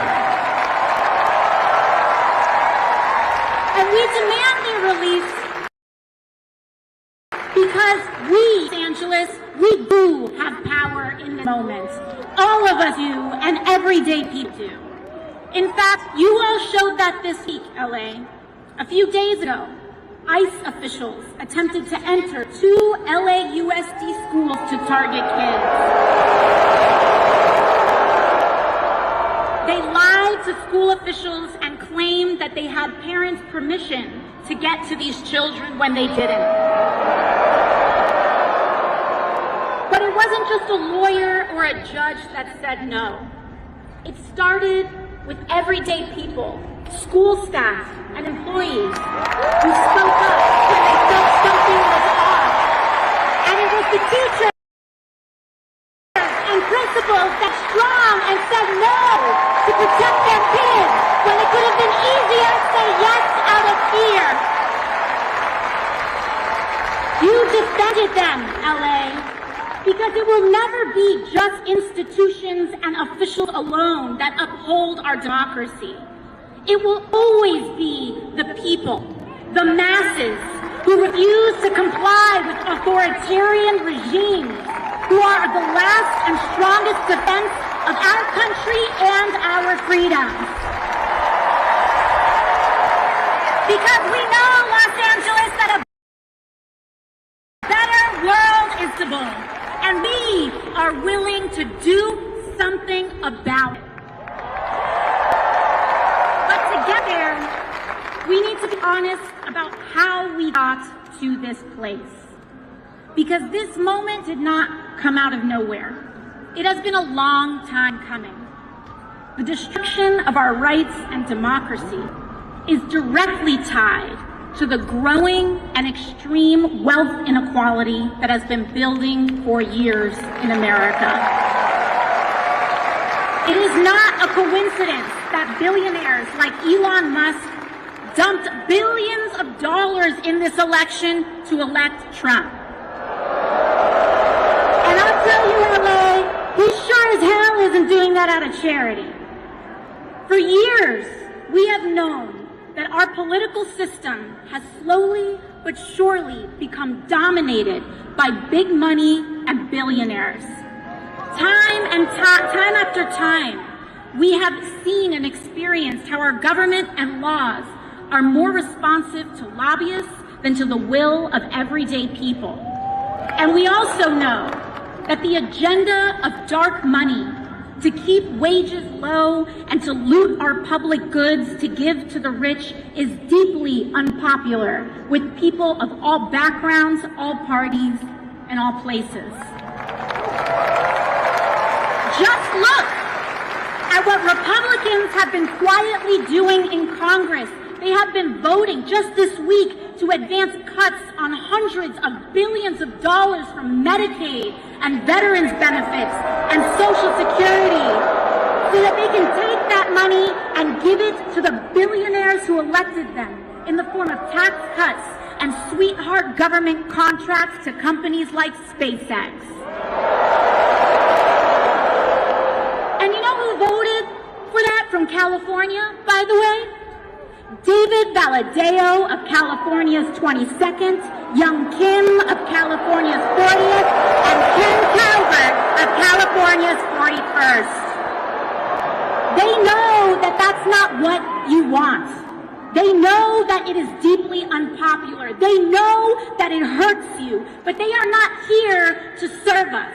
They are here to serve themselves and the billionaires who have paid them, oligarchy.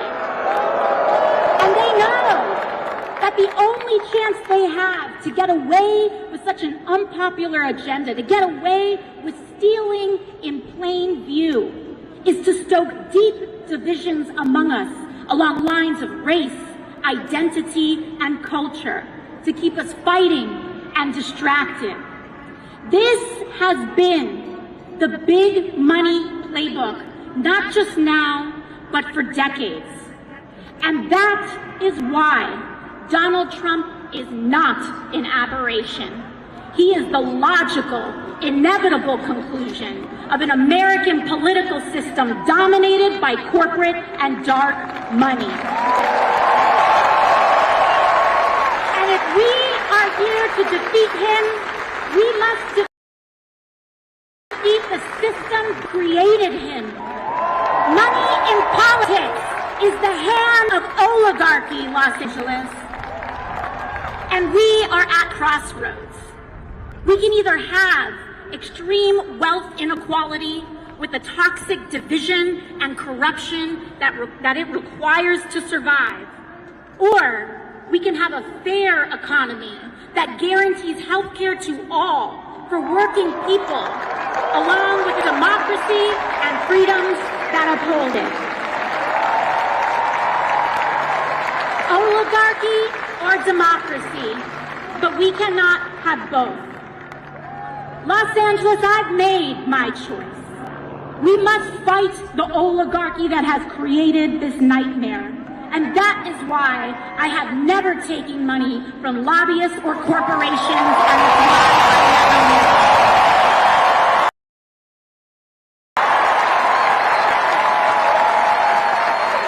You know, when I first got to Congress, I was genuinely shocked by how this place worked. Even having run against dark money on a campaign against it in the first place. The everyday influence of corruption and dark money was astonishing, how normalized it is. In fact, Congress and members of Congress have somehow conditioned itself to actually believe that it is normal for elected representatives who swear an oath to the American people to day trade individual stocks that make millions with the sensitive information that we are entrusted with for the purpose of governing. How can anyone possibly make an objective vote on healthcare, energy, or war when their personal money is tied up in pharmaceutical, oil and gas, or defense company stocks? They can't. You can't. And we saw this play out this week with Trump's corrupt and disastrous tariff scheme. I hope that we all see now that the White House's tariff shuffle here didn't have anything to do with manufacturing like they claimed. It was about manipulating the markets. It was about hurting retirees and everyday people in the sell-off so Trump could quietly enrich his friends who he nudged to buy the dip before reversing it all in the morning.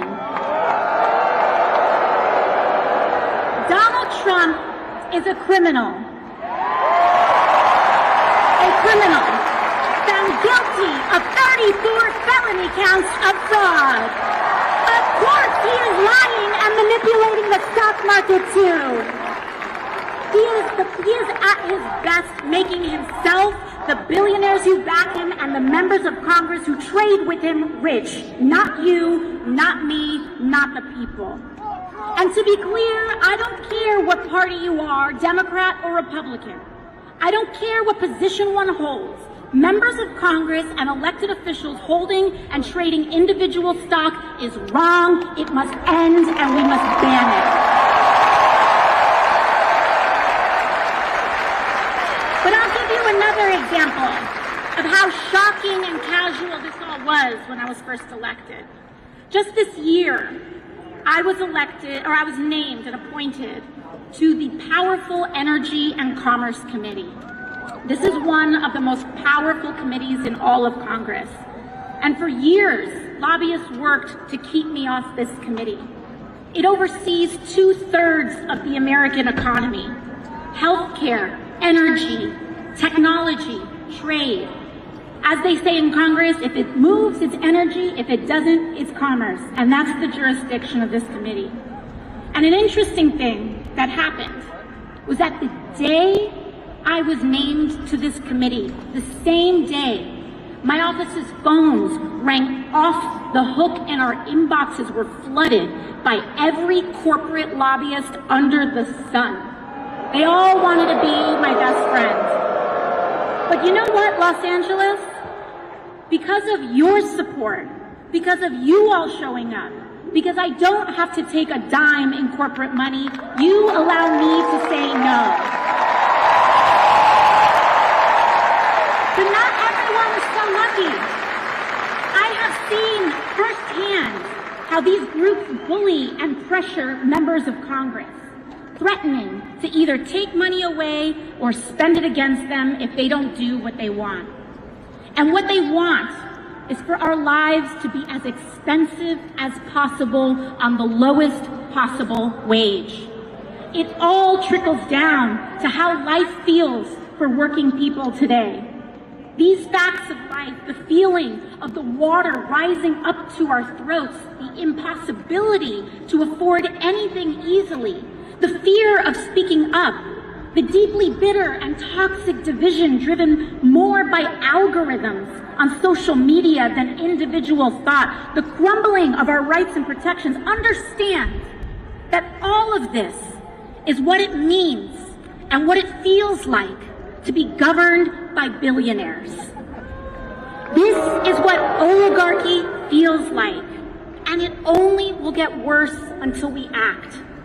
It is this system that relies on division to legislate greed that has brought us the most corrupt administration in American history and the Republican majorities to support it. Big money is how we got Donald Trump. And his whole presidency began with launching tools for bribery, meme coins to fleece working people and move around money in the dark, extortion settlements from media companies and law firms who gladly pay them. The removal of duly elected officials on Inauguration Day, Donald Trump removed duly elected officials from the chamber in order to make space for who's really in charge who were the billionaires who sat behind him. They have one central economic mission: to make billionaires richer at the expense of the United States of America. And it does not surprise us that their first economic mission has been to target Medicaid, Medicare, and Social Security, to fire our federal workers, and fleece and abandon our veterans so that they can hand that money off to the billionaires who are backing them. But this isn't just about the Republican attacks on working people, LA. We need a Democratic Party that fights harder for us too. And that means our communities, all of us coming together, choosing and voting for Democrats and elected officials who know how to stand for the working class. And LA, I want to thank you for working very hard and doing your best to try to make that happen. In fact, last month, when other Democrats caved, your senators, Alex Padilla and Adam Schiff, stood strong against the DC pressure and voted against the Republican spending bill to cut billions for working people. In fact, all of your Democratic members of Congress and all of your members here today voted against that bill too.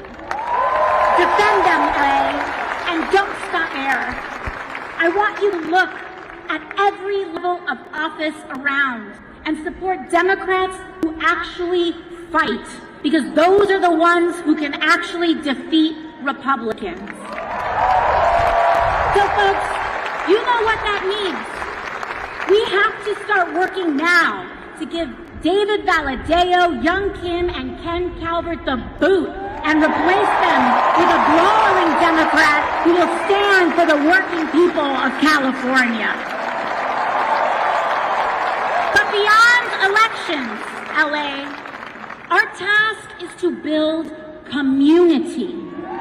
Block associations, volunteer groups, church organizations, PTAs, activist organizations, because community is the most powerful building block we have to defeat authoritarianism and root out corruption. This is the path to guaranteeing health care to every American, to establish a living minimum wage, to take on skyrocketing rents and mortgages, to tackle the climate crisis, and establish a country where the American dream is actually possible for all of us. I come from a working class family. My mom cleaned houses, my dad worked to start a small business, and they worked so hard just to make life possible a little bit better for my brother and I. And when I was a teenager, my dad was diagnosed with cancer. He passed away before I was even 20 years old.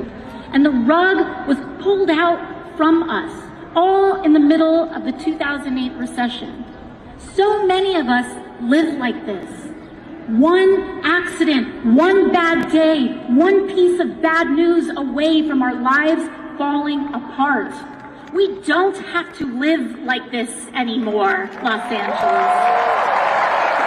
We can stand with one another and stand for ourselves. And we might come from different places, but we share the same experiences. So to all who came here today unsure of whether this is where you belong, I want to say you do. No matter if you have all the right words to say, no matter your race, religion, gender identity, or status, no matter if you disagree with me on some things, but if you are willing to fight for someone that you don't know, you are welcome here. If you are willing to fight for working people regardless of who they are, how they identify, you are welcome here.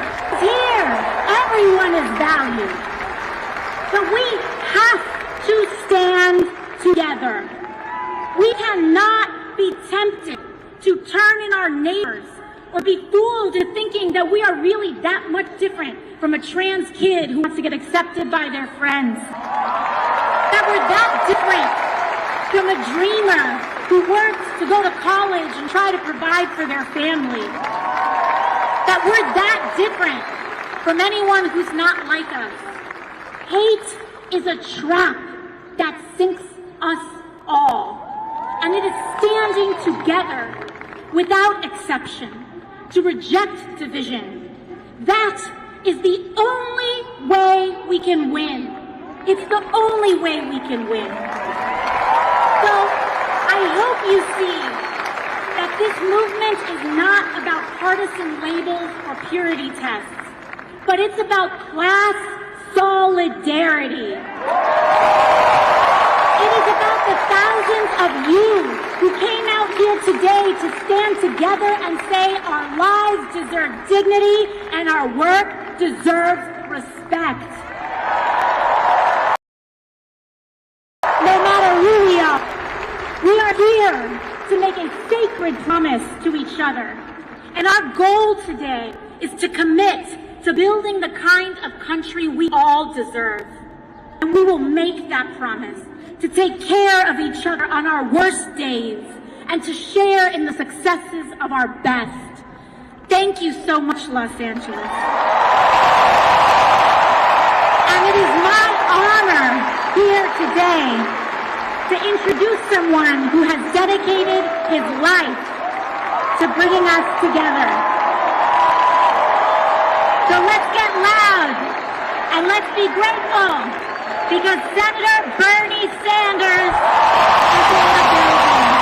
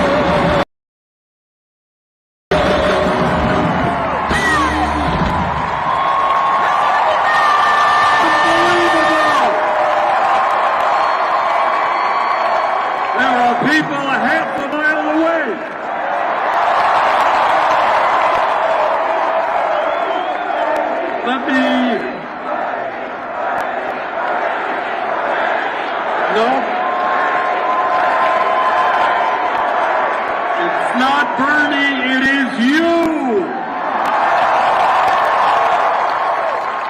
Let me thank our brothers and sisters in the trade union movement for being here. Let me thank Unite Here, Liuna Local 724, ILWU, the Longshoremen, CNA nurses, NNN nurses, NUHW Kaiser nurses, UTLA, UAW, California Labor Federation, AFL-CIO. And today we pledge with our brothers and sisters in the trade union movement, we are going to grow the movement. Millions of workers want to join unions because they know they're going to get better wages, better benefits, better working conditions. Let's do it.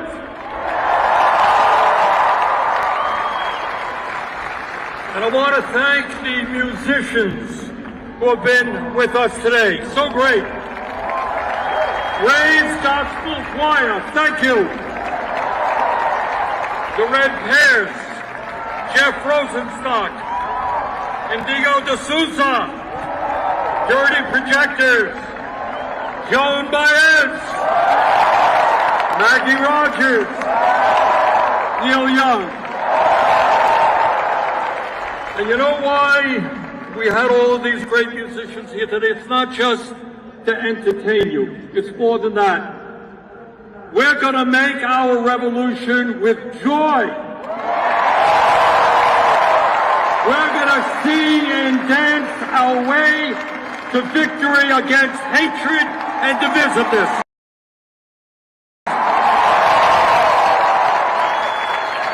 So I want to thank all of the musicians who've been with us. And I want to thank the political leaders who have been here, Ro and Camilla and Jimmy. Thank you.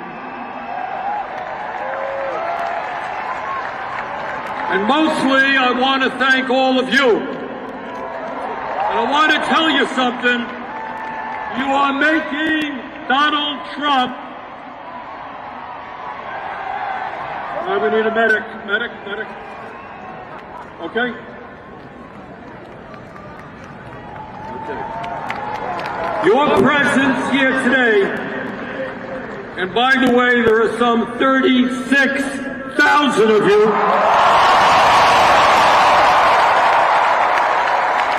The largest rally that we have ever had.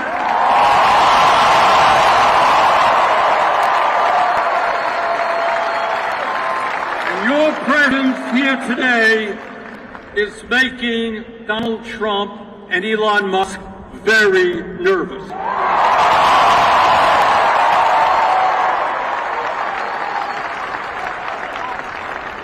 Last time we did a rally in Denver, a little bit smaller than this.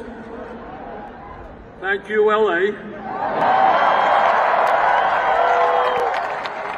Elon Musk announced everybody at the rally, or most of the people, were paid organizers. Anybody here get paid to come today? And Donald Trump, very envious of sizes, he said, well, Bernie has rallies of 2,000 or 3,000 people, can't compete with Trump. He lied. So I invite the president to come to LA. Tell the people here why you think it's a great idea to cut Medicaid and nutrition and health care so you can give tax breaks to billionaires. The people of LA would love to hear that. So why are we here in LA today? And the answer is obvious. We are living in a moment of extraordinary danger, and how we respond to this moment will not only impact our lives, but will impact the lives of our kids and future generations. And in terms of the climate, it will depend, we can depend on whether or not the planet Earth survives. That's why we're here today. We're living in a moment where a handful of billionaires control the economic and political life of our country. We're living in a moment with a president who has no understanding or respect for the Constitution of the United States. And let us make no doubt about it, moving us rapidly toward an authoritarian form of society. And Mr. Trump, we ain't going there. We are living in a moment where the Republican Party has, to a large degree, become a cult of the individual, obeying Trump's every wish. And at a time of massive income and wealth inequality, right now as we speak, they are plotting about how they can give $1.1 trillion in tax breaks to the 1% and devastate programs that working families need. You know, it's funny, just yesterday, our good friend Elon Musk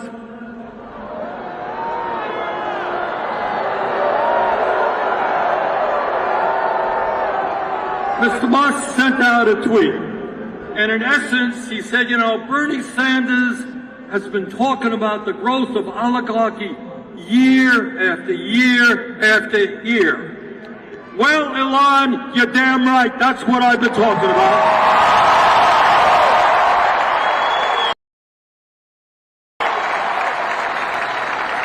The difference is, I'm no longer talking about how we're moving to oligarchy. I'm talking about how we are living today in an oligarchic form of society.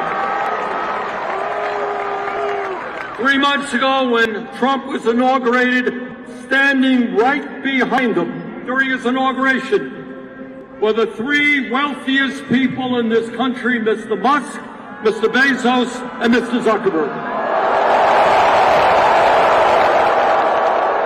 And right behind them were 13 other billionaires who Trump had nominated to head up major federal agencies. And that, brothers and sisters, is what oligarchy is all about. You know, lately, given what's happening in America, I've been remembering the history lessons that I learned when I was in the 6th grade.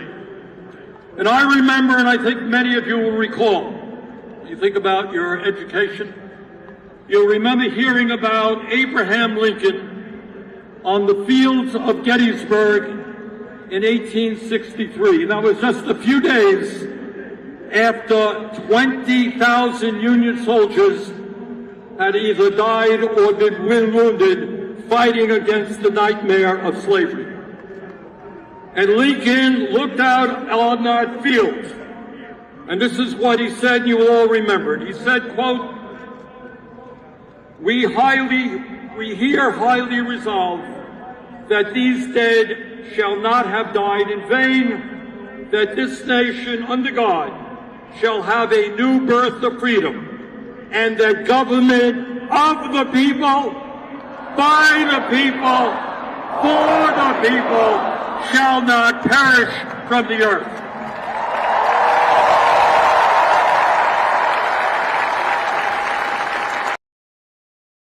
And that is precisely why we are here today, to make sure government of, by, and for the people does not perish, and that we do not become a government of the billionaire class, by the billionaire class, and for the billionaire class.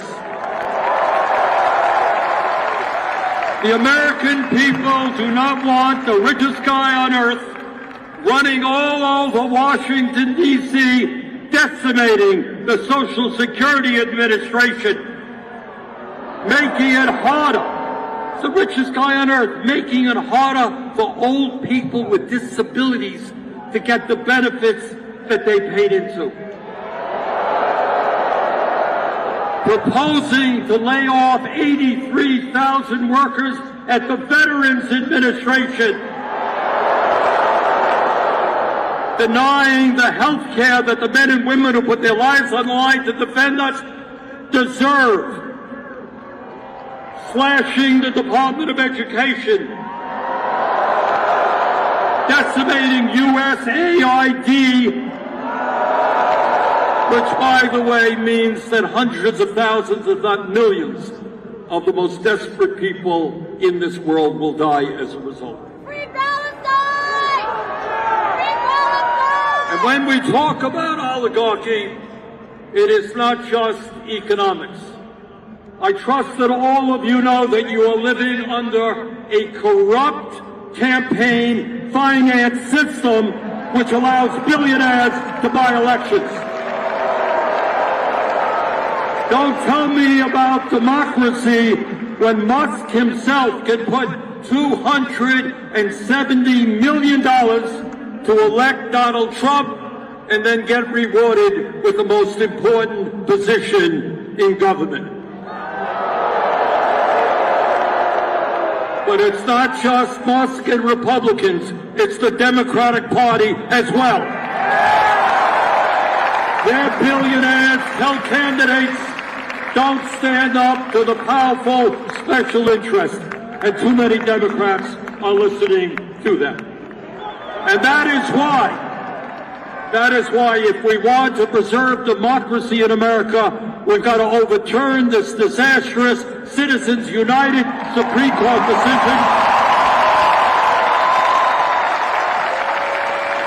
And we've got to move to public elections. In America, one person, one vote, not billionaires buying elections. Let me tell you something about the oligarchs. They are very, very religious people. But their religion is not based on doing unto others as you would have them do unto you. Their religion is not based on love or justice. Their religion is based on greed, and more greed. All over this country, in Vermont, California, all over this country, we have a serious problem with drug addiction, with alcoholism, with other forms of addiction. But in my honest opinion, the most serious addiction crisis we face is the addiction of the oligarchy toward greed. They got billions and billions of dollars. It's not enough. They need more. And if they have to step on the poor and the disabled and working class people, that is what they will do unless we stop them, and we will stop them.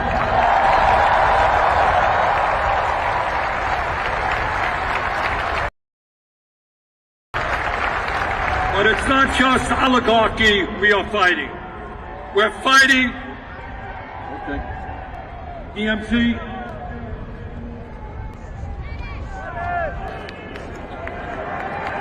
Okay, raise your hand where the problem is. Okay, we got somebody there? Got it, somebody? Okay, thank you.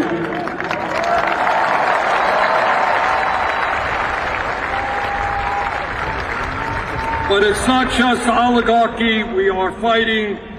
We're fighting a president who undermines our Constitution every day and threatens our freedom of speech and assembly and whose agents are rounding up innocent people off the streets, putting them in unmarked vans and throwing them in detention centers. That is what happens in dictatorships, not democracies. And we're going to stop that outrageous action on the part of the president. You know, our founding fathers in this country were no dummies. They wrote a constitution and established a form of government with a separation of powers. Remember we're reading all about that? You got a legislative body, Congress, you got an executive branch, president, you got a judiciary, the federal courts. And they wrote that document because they had just fought a brutal war against the autocratic King of England. And what they understood as they were forming this new country, that they never wanted to see a nation where one person had unlimited power. Well, Trump wants that power. We are not giving it to him.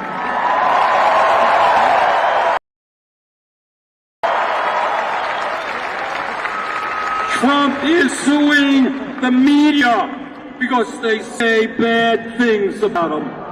Oh, how horrible is that? He has sued ABC, CBS, Meta, the Des Moines Register. His FCC is investigating NPR and PBS. He loves the media when they fawn over him, but he can't take criticism. This from a guy who has made vulgar comments about his opponents. Hey, Mr. President, if you can't take criticism, get out of politics. That's what democracy is about.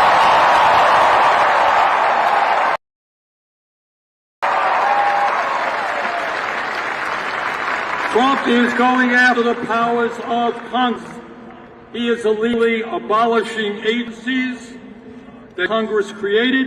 He's withholding funding that Congress has appropriated. He is establishing tariffs that he has no legal right to do. But it's not just the media and Congress that he's trying to intimidate. In an absolutely outrageous and unconstitutional way, he is going after the judiciary. His view is if a decision comes down from a judge that you don't like, you try to get rid of that judge and impeach him or her. He is going after law firms that have opposed him and his interest in the past, and disgracefully, a number of these law firms have caved in. He is going after universities. You know, the function of a university, school of higher education, is to pursue the truth, not to cave in to an authoritarian president to protect the federal grants they get.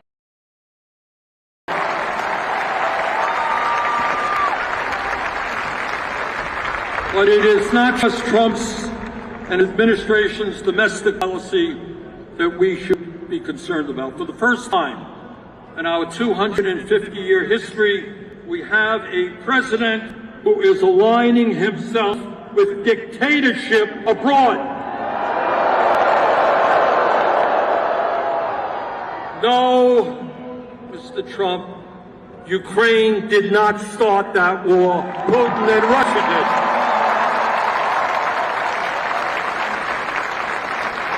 We must lead the world in supporting democracies, not supporting Putin and dictatorships. And let me tell you something else. Trump wants over $8 billion more to go to Netanyahu's war machine.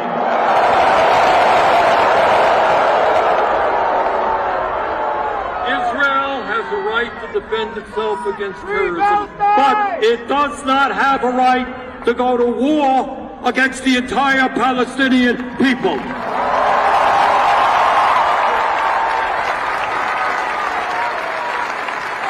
does that have the right to kill 50,000 people, injure over 100,000, and destroy the entire infrastructure? And as bad as that is, Trump wants to expel the 2.2 million people in Gaza in order to create a playground for his billionaire friends.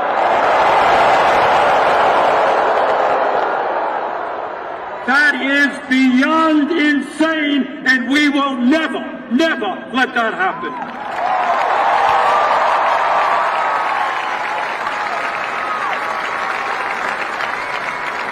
Brothers and sisters, not just oligarchy and authoritarianism. Our job right now, at a time when the very richest people in America are becoming phenomenally richer, our job is to create an economy that works for all of us, not just the people on top.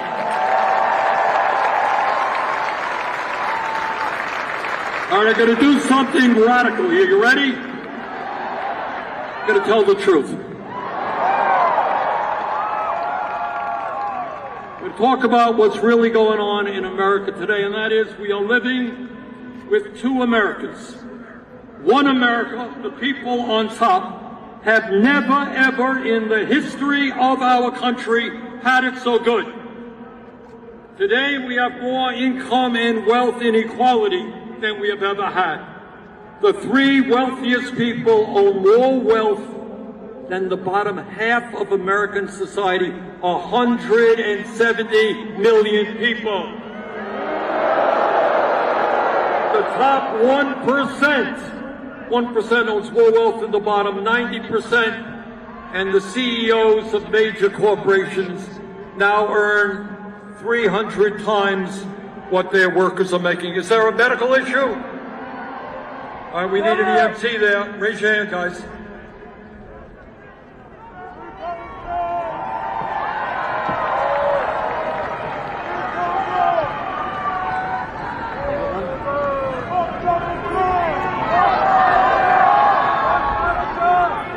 But it's not just income and wealth inequality. We have more concentration of ownership today than we have ever had.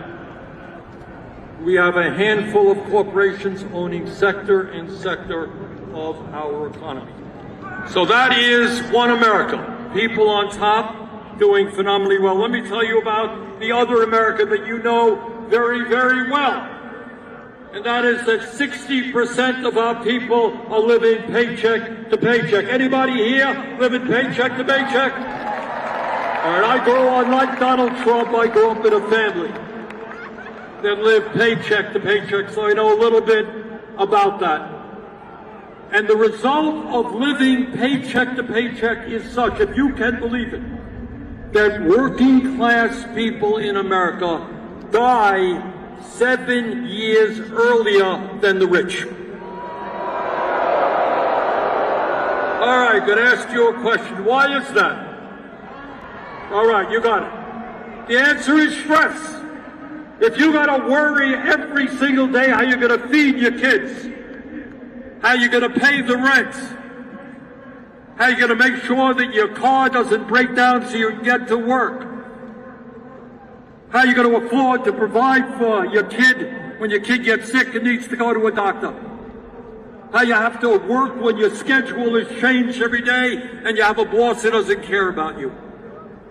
When you live under those conditions day after day, year after year, it eats away at your body, it eats away in your mind. We need to create an economy where all of our people can live out their life expectancy in the way that they should.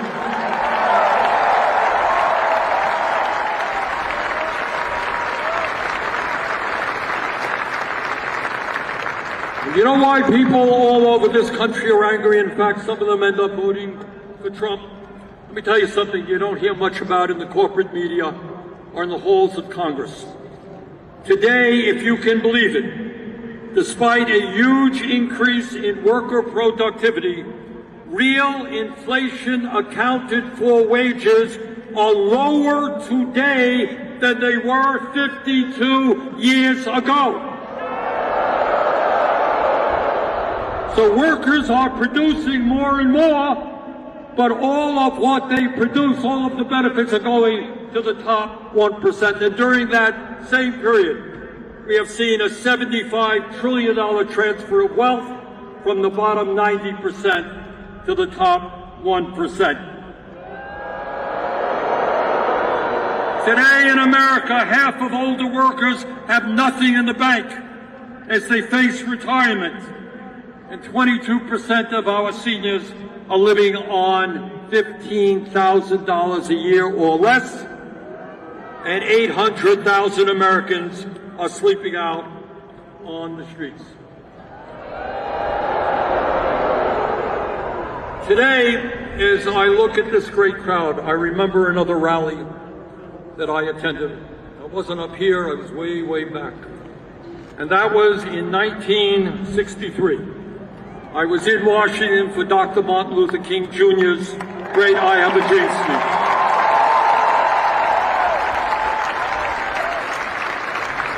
And the truth is, while many, many problems remain, we should be proud that we have made significant progress in fighting racism.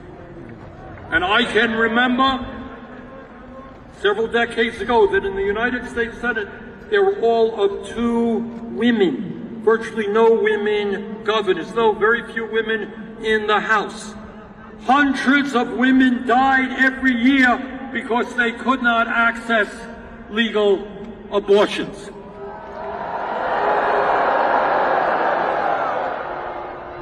I can remember growing up when young people who were gay were ashamed to acknowledge that and suffered in their silence. And nobody back then would have dreamed that we would achieve gay marriage in many states in this country. So my point is that we have made and should be proud of the fact that we have made progress in a number of enormously important areas. But we should also be conscious that in perhaps the most important issue, the economic struggle that so many Americans are now engaged in, we have lost ground. Back in 1944, President Franklin Delano Roosevelt, one of the great presidents in the history of our country, he gave a State of the Union address. And this is what he said back in 1944. He said, you know what? We are a great country. We have a great constitution. We have freedom of speech, freedom of religion, etc. But what we need to add to that is to understand that economic rights are human rights.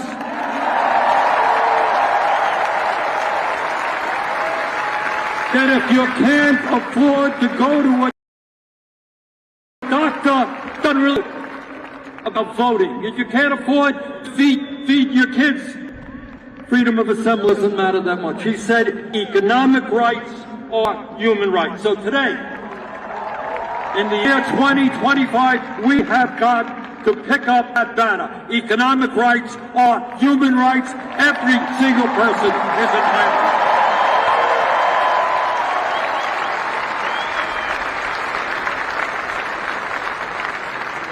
And this gets to a very fundamental issue. Musk and his friends see you as nothing more than workers to be disposed of. They got rid of tens of thousands of federal workers. And when information, artificial information, and robotics comes, they're going to throw you out on the street as well. They don't give a damn about you. They don't give a damn about your kids. And what we have got to do is say, sorry, we are human beings. And we are entitled to certain fundamental economic rights. So no, we are not going to give more tax breaks to billionaires. we're going to demand that they start paying their fair share of taxes.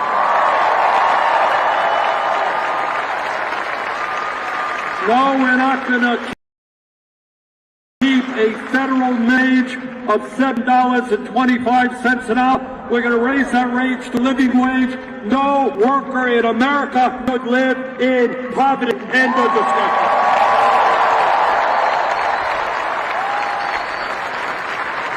And we're going to pass the PRO Act to make sure that employers cannot act illegally when workers are trying to form unions. We're going to grow the trade union movement. In America, we're not going to turn our backs on our parents and grandparents who helped build this country. We're not going to cut Social Security. We're going to expand Social Security benefits. And by the way, we're going to reestablish defined benefit pensions for workers in this America.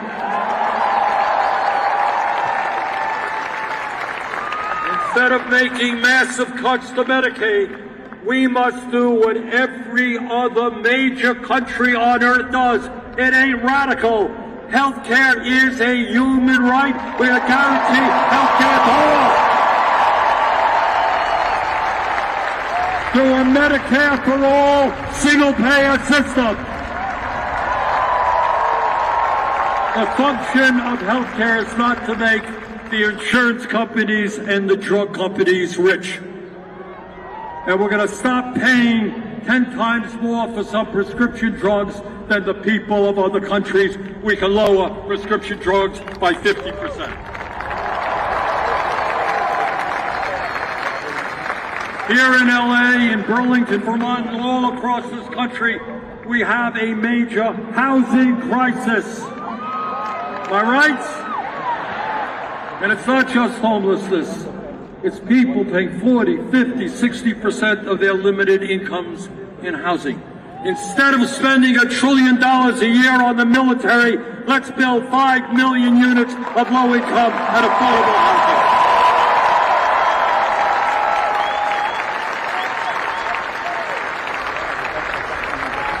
Brothers and sisters, we live in a competitive global economy. And if we're going to effectively compete, we need the best educated workforce in the world. It is nothing less than insane and counterproductive that we have young people leaving higher education $50,000, $80,000 in debt. We need more doctors. You know what doctors are leaving medical school with? $500,000 in debt.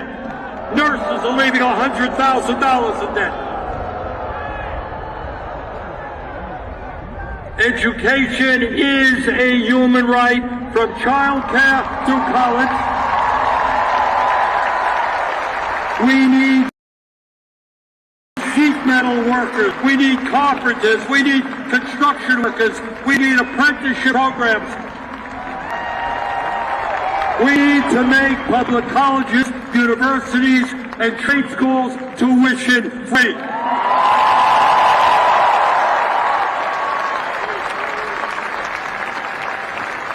Donald Trump thinks that climate change is a quote-unquote hoax originating in China.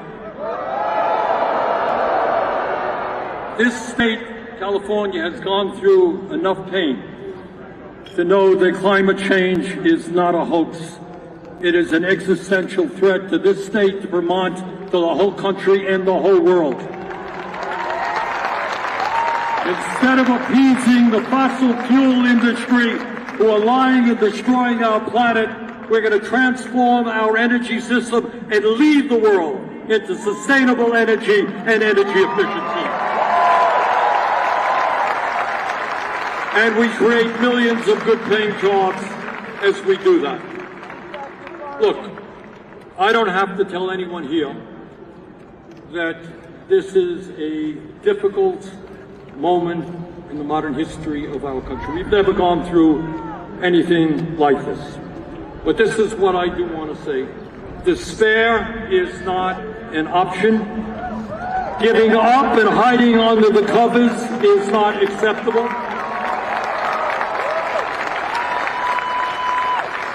The stakes are just too high. And let me tell you, when Donald Trump looks out at this crowd and they pay attention to this stuff, and Elon Musk does, you are scaring the hell out of them.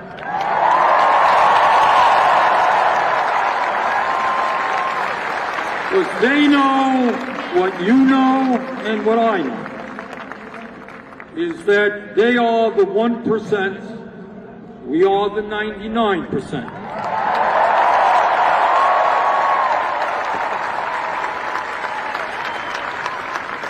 Back in 1857, when abolitionists were working day and night to end the nightmare of slavery, this is what Frederick Douglass, you all remember Frederick Douglass?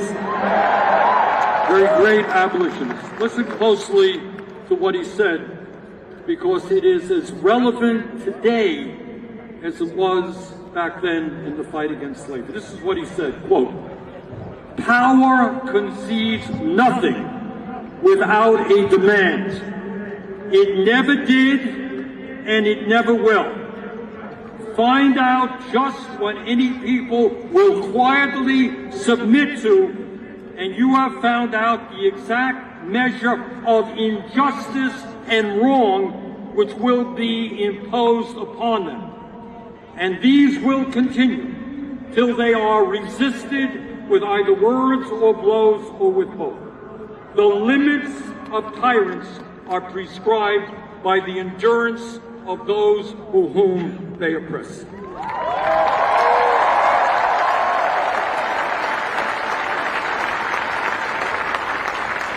The oligarchy will concede nothing. They have the wealth, they have the power, they own Congress, they own the White House, they own much of the media, but they don't own us.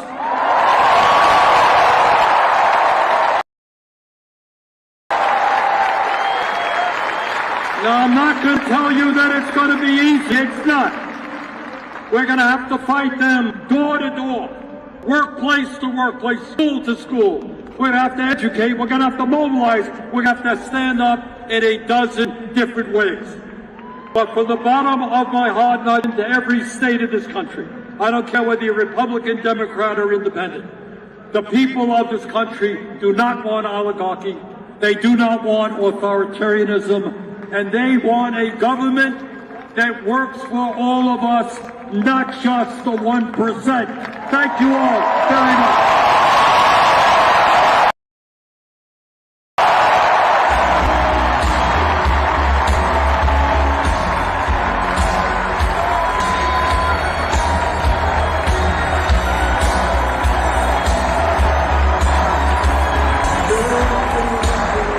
If you are just joining us, we are live at the Bernie Sanders-AOC rally in downtown Los Angeles. This is Tina-Desiree Berg reporting. That is a massive crowd you're looking at right now. So according to the Bernie Sanders campaign, and I think this is probably very accurate, there are 36,000 people here. 36,000. I have never seen a crowd this big in downtown LA. Born and raised here in Los Angeles, done most of my career in Los Angeles. This is by far the largest political rally I've ever seen in Los Angeles. So please stay with us. We are going to stay live. I am going to get off the platform here now. We are going to go down and talk to some people in the crowd. So stay with us. My cameraman Nick is going to be moving the camera, so you're going to be seeing some bouncing around and whatnot.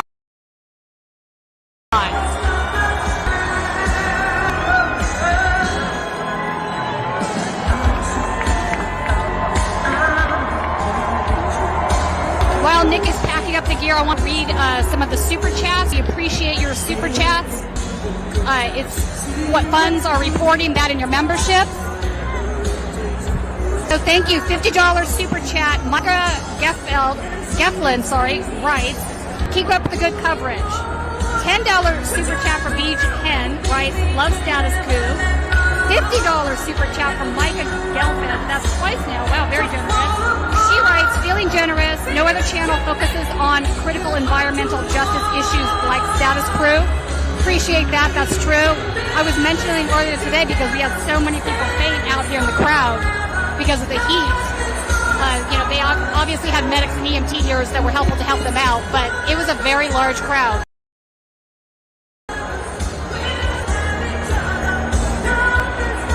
All right, then we have a very, very just donation from Heather, $100 donation from Heather. Heather, thank you. That is very generous. And then Beach Hen came back. Thank you so much. Says, oh my God, Neil Young, which that was great. We appreciated that live performance. And he has given us another $10.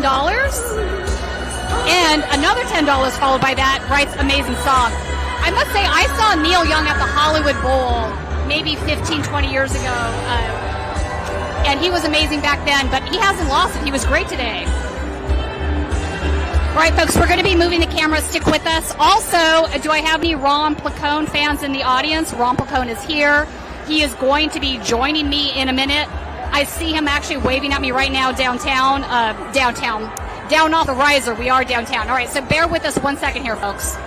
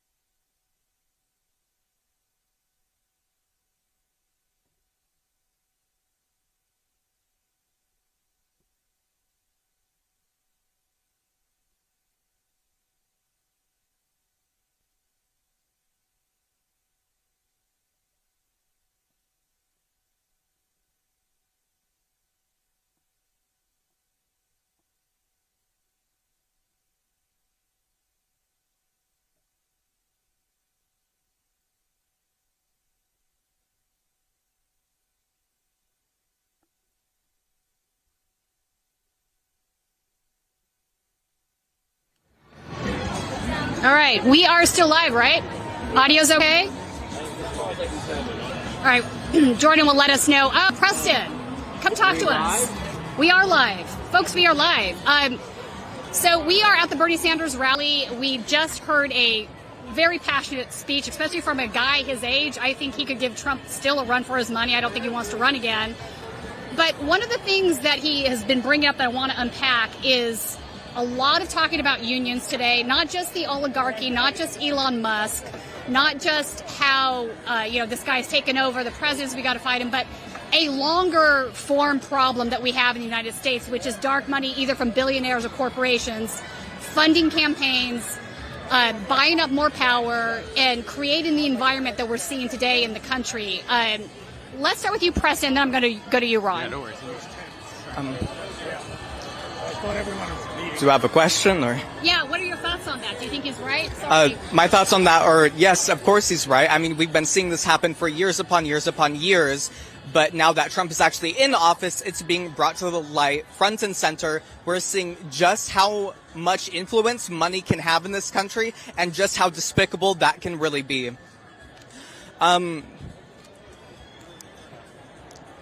He talked about unions and the working class and coming together. I think that we really need to be seeing more of that because our economy affects all of us, right? And if we aren't coming together as workers, as unions, we aren't going to see equality and get what we demand. Right on. Okay, just so you guys know, Jordan is making fun of my hat right now, which is kind of wild because I think my sunglasses or my prescription glasses are way more wilder than my sun hat is. All right, let's put that in. Also, it's really hot. Very hot. People are out here fainting, Jordan. Yes. They're fainting. Ron, I know you have thoughts on this. What are your thoughts on this? So, well, I'll talk about the thing over. Is this just like a normal microphone, by the way? This is just. Wireless Rode mic. Okay, all right. I just want to make sure. I'm not like killing people's eardrums online. What's up, Status Coup fam? First and foremost, good to see y'all. I really like the way they went about this event. The focus was on unions. The focus was on groups and organizations, and I thought that was the way to be. I thought that was a really cool play. Neil Young. That was so freaking. Oh my God, that was Neil Young. And I'll say this: AOC had to follow Neil Young, which I think if you're gonna follow Neil Young, you might be planning on running for president. I don't know. I'm just saying if you're gonna follow Neil Young introduced her. Which, I mean, when's the last time Neil Young introduced anybody? Probably never.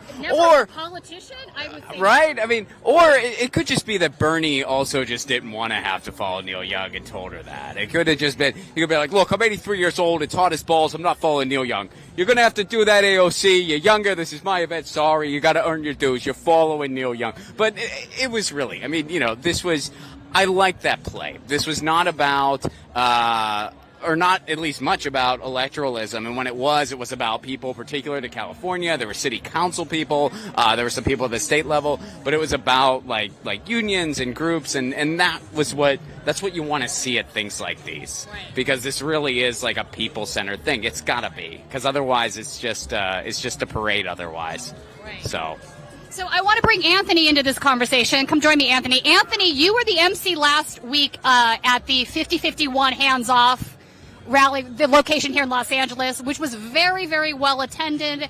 I didn't realize it was going to be that well attended. I now regret, I'm saying this, I apologize, Jordan, I regret not live streaming from it. It was a huge protest. Tens of thousands is what I want to say, people. Anthony, let me ask you this, though. What we're talking about is how the theme today has been how important unions are, how, organizing around union and worker rights is something that could be very unifying against not only fighting what's happening now with the Trump administration, but also the disease that's led us to this place, the income inequality and whatnot. What are your thoughts on that?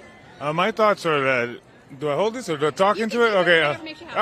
My thoughts are, hopefully the Democratic Party is getting understanding that it's going to take people power. It's going to take us mobilizing. I think last week we really highlighted the reflection of community. And I think, today my big takeaways was I heard, arms embargo on Israel. I heard in healthcare for all. I heard things that we've been out in these streets protesting about throughout the years. and it's finally starting to seem like it's resonating with the politicians and not just going over their head or in one ear and out the other.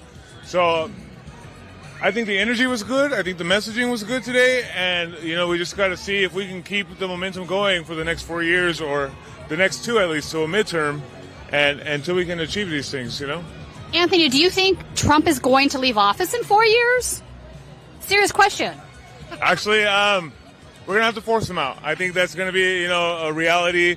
I think that a lot of Americans are complacent with the idea of another election taking place. But if you see the way that he's strategizing, the way that he's attacking the courts, the way that he has emboldened himself with executive powers, eliminating Congress and other branches, he's setting the pace for a dictatorship. He's setting the pace for someone who's not going to run another term. So I think, we have to come as aggressive as we can with leftists, progressives, Democrats coming together, and let's swing the pendulum left, knock his ass out within the 2 years so that we can stop it entirely. Or if he escalates everything, let's march to the White House, burn the motherfucker down. No, I'm kidding. You didn't get that on camera, did you? Anthony, we're live right now. Well, hey, I mean burn it. You mean burn, B-E-R-N, yes, burn it down? I got you. Burn it down with Bernie Sanders. I got you. There we go. Bernie down. Bernie down. Another thing that came up multiple times today was, obviously, I know it's very hot. Guys, it's very hot out here today. I'm turning purple.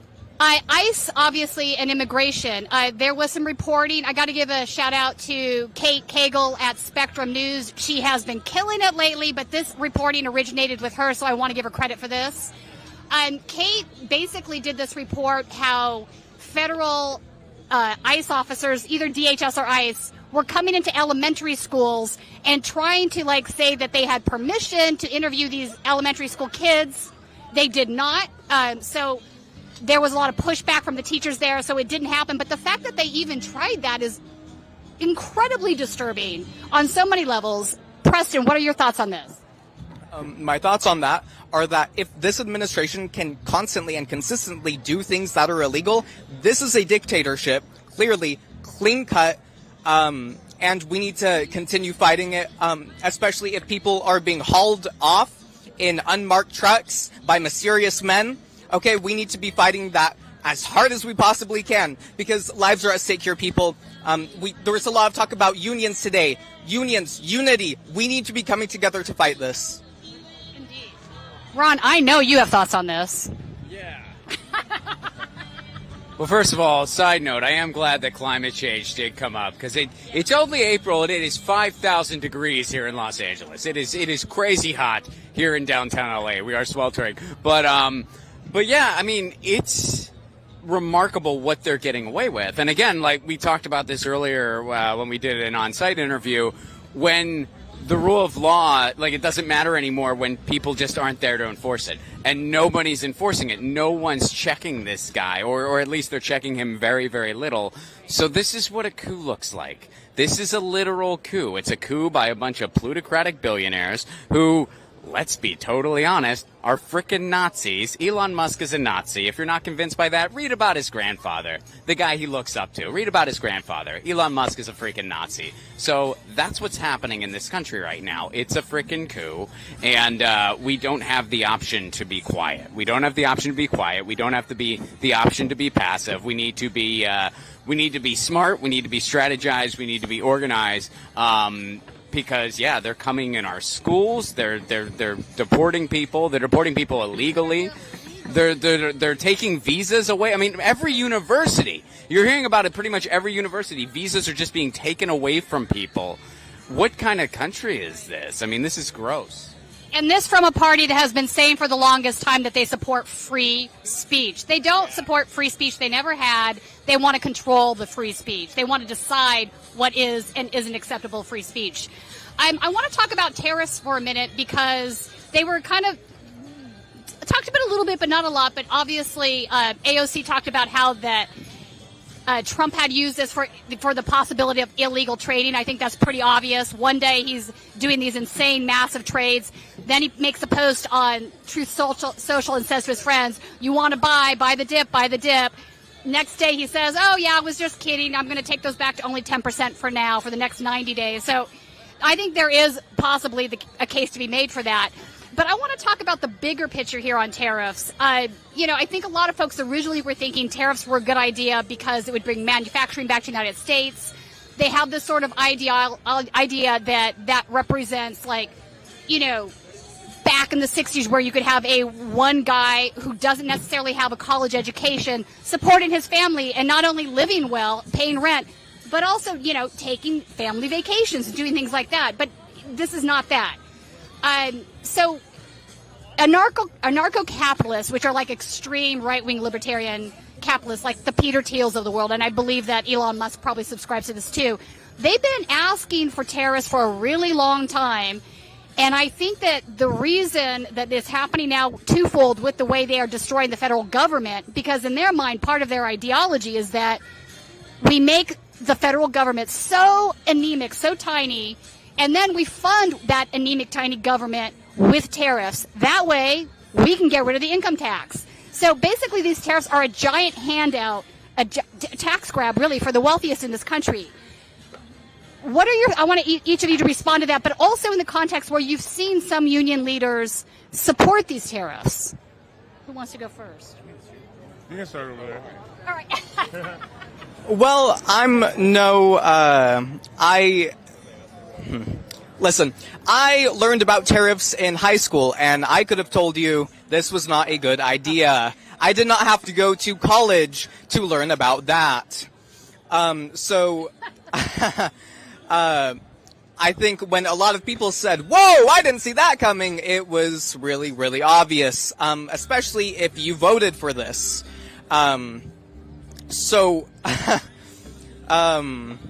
It's just expected, honestly. I don't. So, getting at it big picture first, tariffs are a tool, and tools can be used or misused, just like fire is a tool. And when fire is heating my home or cooking food, it's a great thing. When it's burning down California, it is not a great thing. Tariffs, when utilized properly in the right context, can be a good thing. When they're going scorched earth, which is what Trump's doing, it is not a good thing. Well, simultaneously, he's gutting labor. He said, we're going to bring manufacturing back to the United States. Really? Then why are you gutting labor? Why are you bringing it back in this? Ending the NLRB. So this is not about helping manufacturing. This is about hollowing out our economy completely, having basically servitude type labor. We're talking like children in the coal mines labor. That's what they want to do. And they want to create a tax haven for themselves. So that's what these tariffs are all about. And I do think some people are missing the mark on this because they're looking at it through this theory only lens, and they're not taking into context. They're not taking in the context of, well, wait a second. It's not this like always one size fits. It's like the equivalent of someone who reads the Bible without any, like they just take it all literally, don't put in any historical context. Oh, well. Jonah did live in the belly of a whale?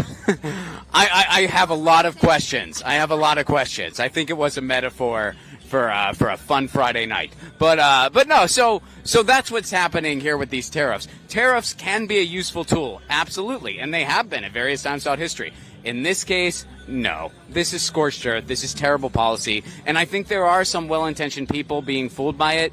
You have to look at the big picture. Is this really about helping labor? No. Is this really about... In fact, this is going to hurt a ton of labor, too. I live in the San Pedro neighborhood. We are home to the Los Angeles harbor, one of the busiest harbors in the frickin' world. No worries, man. They got to get through. They are working, man. It is important what they're doing. People... Yeah, they got it. Just a little background noise, folks. What are you going to do? It comes with the territory. But yeah, the harbor where I live is being hit really hard because we rely on commerce from all over the world. So those union dock workers are really freaking worried right now. So these tariffs are not in any way for the working class. Yeah, I definitely would agree that the tariffs are going to have the biggest impact on us working people and, the entrepreneurs who are trying to trade or get products from overseas. It's going to affect them, at least in the immediate. I think that we need to pay more attention to the things that are being said and not just looking at them at theory like Ron mentioned, but looking at the practicality. I have never thought of the concepts that you mentioned until hearing them just now. Oh. And, I think that going back to the deportation issue, that's also why we want to be listening in what's happening at the earlier stages before they make it to a point of legislation.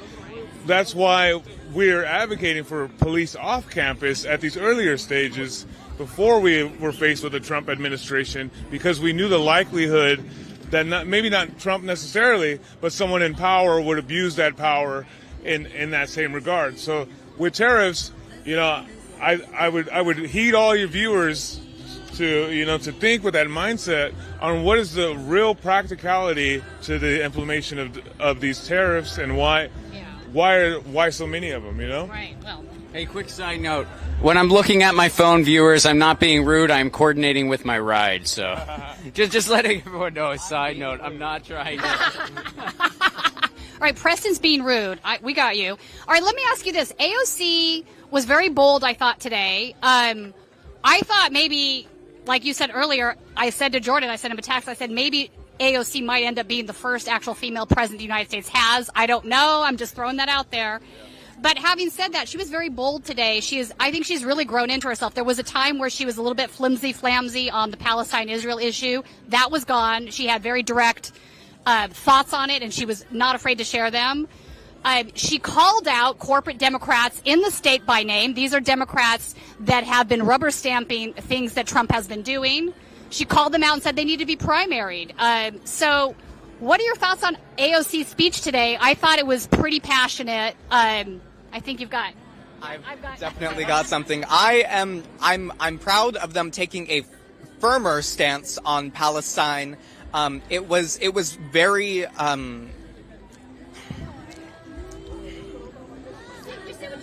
Yeah. So, it was very heartwarming to see a firmer stance be taken. It just felt so amazing to finally hear them say, free Palestine. I know those exact words were not said, but hearing close enough. I mean, hearing them say that they want to stop funding Israel, stop sending billions of dollars overseas, I feel like that is a huge step. Okay, that is a huge step. We should not be sending our tax dollars overseas to murder people, right? And it is good to see them take a firmer stance on that. I heard a lot about Palestine today, and I think that is a very, very good thing. I also heard free Congo, free Sudan from the audience, so that is very cool. Before I give the mic to you, I don't know how much of that you folks could hear watching at home, but there were people shouting at various areas, other countries, Congo, Sudan, because, obviously Palestine's not the only country that is facing these types of issues. So a very engaged crowd of 36,000 today. Ron. Yeah, no, I appreciated the foreign policy talk, specifically about AOC. I mean, hey, look, again, not trying to gush about Neil Young's set, but she had to follow Neil frickin' Young. He did Rockin' in the Free World. He was hammering that E minor chord saying, take America back. It was beautiful. Oh, all right. Here, we're doing it live. We're here live, but they need a forklift to take down the press riser. So annoyed about me talking about Neil Young. And our gear is still up there, so I'm going to have to tie this up in a second. I have one more last question, though, I want to get from you guys that I think they'll let us get in. Big rally today, 36,000 people here. Lots of stuff was said. Lots of good ideas were put out there. But what are the actual next steps? What do you do with this energy? How do you parlay it into something that actually has meaningful change? I'm going to start with you, Anthony, because you are an organizer. I would say next steps are continuing to mobilize, continue to organize in these streets. If you see the change in AOC's stance on Palestine and the fact that even members of the Democratic Party are mentioning Palestine, that's due to the pressure that we give in the streets. The individuals out in New York or in all these various districts applying the pressure on real social issues, how they're impacting them. We have to keep that fire. We have to keep that tenacity until what we're demanding is a part of legislation and made into reality. We have 4 years, but we have every single day from today on to mobilize, organize, and be in those conversations. Right on. Trying to go fast. Oh Yes. my God. What was the question? I zoned out. What do we do now with all this energy? What do we do now? That is a great question. Like they said, we need to organize, we need to mobilize, and we need to resist, first and foremost. We have an obligation to this country to resist an oligarchy, to resist tyranny. Okay? We need to be out on the streets, permitted or not, mind you. You need to be coming out. Your voice needs to be heard, and you need to be showing up in numbers. All right. If you can join a union, do it. If that's applicable to you, join a grassroots organization. Join a task-based policy organization. Show up to protests. Go on strike if you can. Show up to events like this. Make new friends, eventually like-minded people. Preston, what's up? I'm Ron. Good to meet you. Anthony, I'm Ron. Good to meet you. I know you. Tina-Desiree Berg. I've known you a very, very long time. Guys, thank you so much for being here. I'll also humbly mention my movie Left It Wall is out now. You can check it out on Apple TV. You can rent it on YouTube. And Seattle, I'm coming at you May 23rd. You can get tickets at ronplagone.com. But yeah, now is the time to mobilize. Now is the time to be active. And thank you guys so much for being here. I appreciate it. Tina, thank you for bearing the heat. Oh, yeah. I'll pass it off. Peace, Status Coup. Love you dearly. See you soon. Oh, yes, definitely continue to mobilize. Follow us at SoCal Uprising. We have an event happening in Chino Hills on the 17th.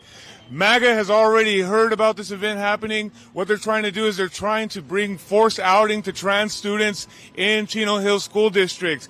The president, Sonia Shaw, is a transphobic, Donald Trump supporting individual. Yeah, boo, shame on her. So please, at 3 o'clock on Thursday, we're going to be at Chino Hills Villa Park at 3 p.m. on Thursday. We're going to mobilize, we're going to march, and we're going to go to that school council meeting, and we're going to say, hey, this is our America.